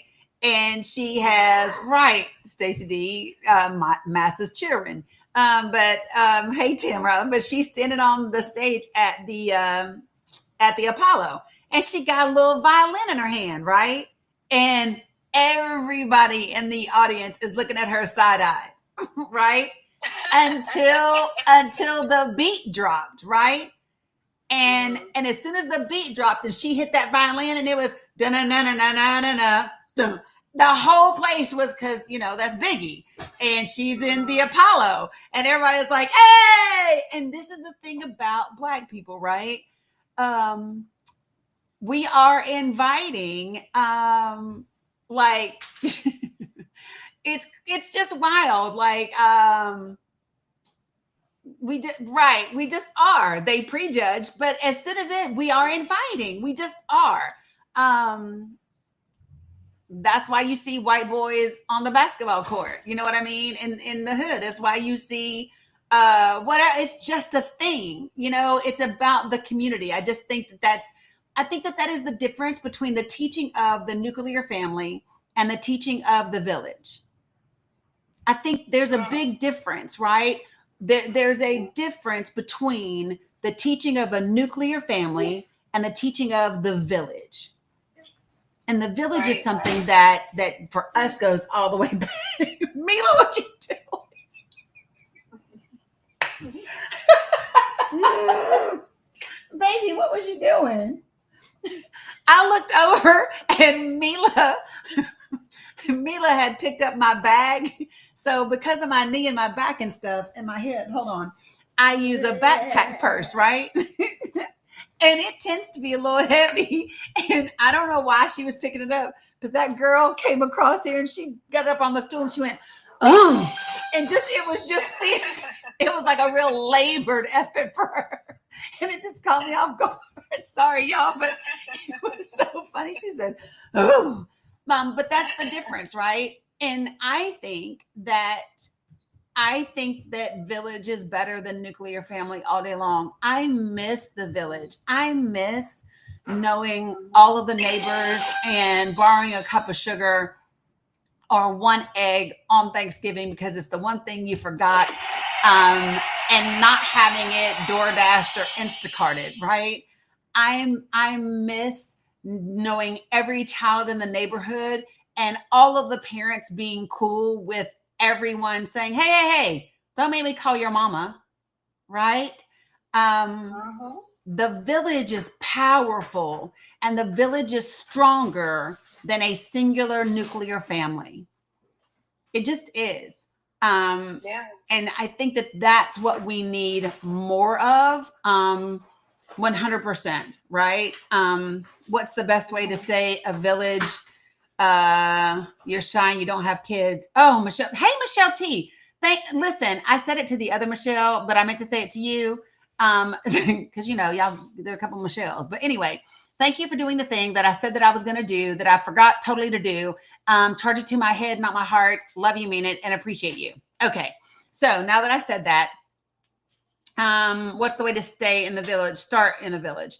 So it's about getting into the community. So listen, folks, plan a neighborhood cookout. Invite people around you to come to socialize. People will get together when it's around food and an experience and all of those things. Michelle said I was so confused earlier. Yeah, girl, I meant the other Michelle. Sorry.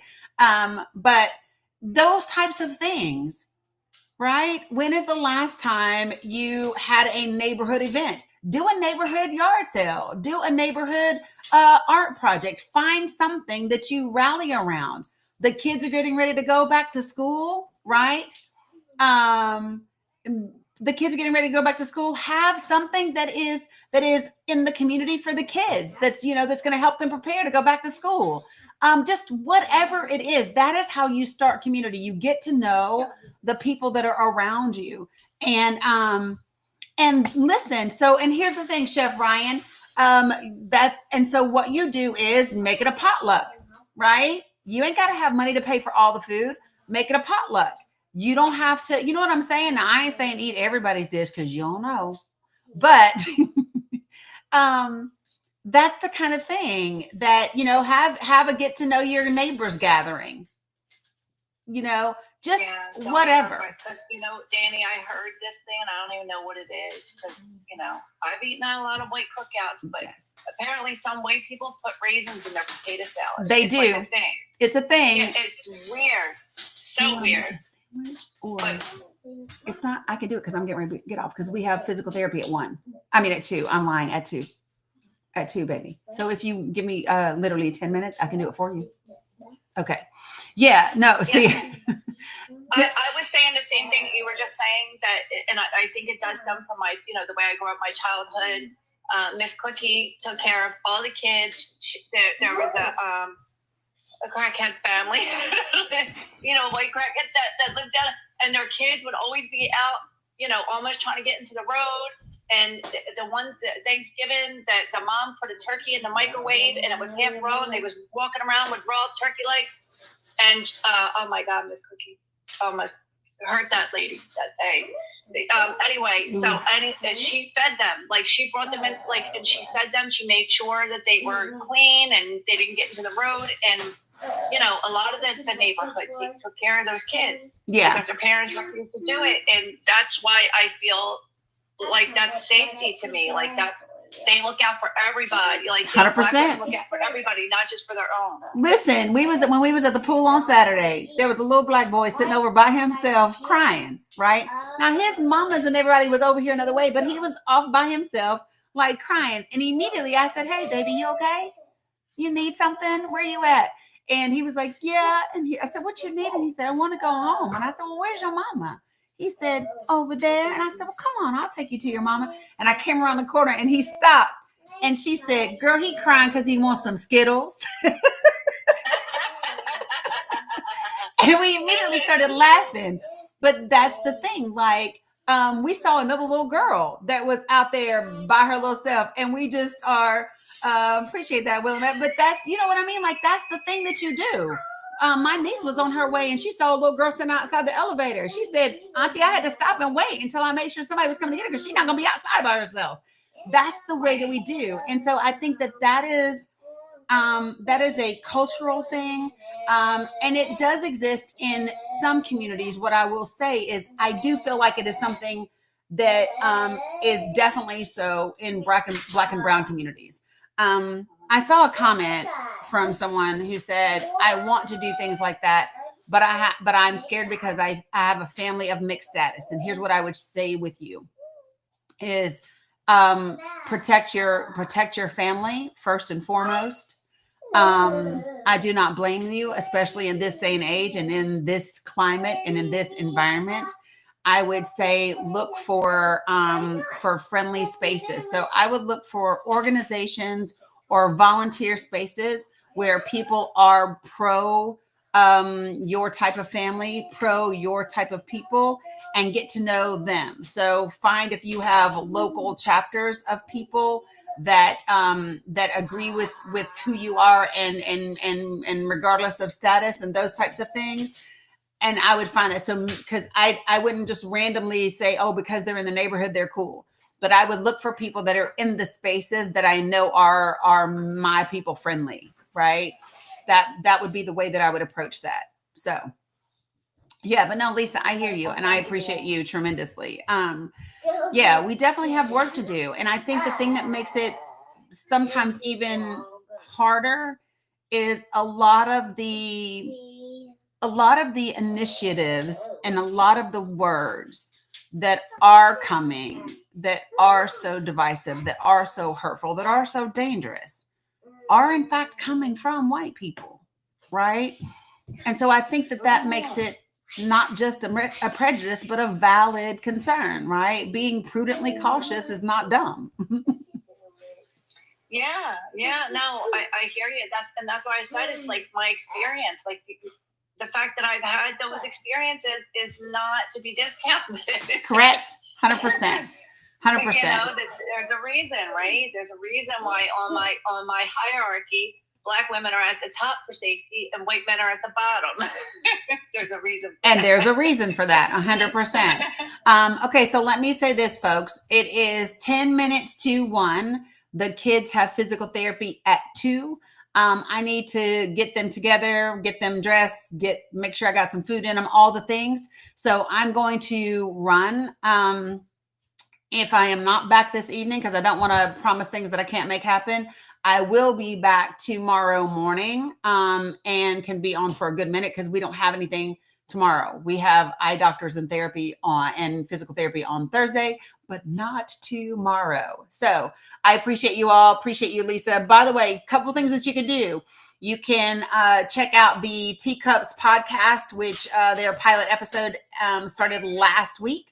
You are welcome, Rachel. You can find it on YouTube. You can also listen to, and it's not just on YouTube, it's in all the places. So is my podcast, The Danny Cook Show. It is in all the places. If you are on Facebook, YouTube, thank you, Donna Ski, or TikTok, in my profile, there's a link tree full of all kinds of resources. And tonight at 7:15 p.m. Eastern Standard Time, thank you, Donna Ski, for reminding me, I will be a guest on the Dean Obadala Show on Sirius XM. It is Sirius XM Progress, channel 127. So I will be on tonight, Sirius XM Progress, channel 127, the Dean Obadala Show, and I will be on at 7:15 p.m. Eastern Standard Time. I appreciate you all very, very much. Appreciate you, Lisa. I will holler at you people later. All right. Have a good one, peeps. Now let's put not holding down this body.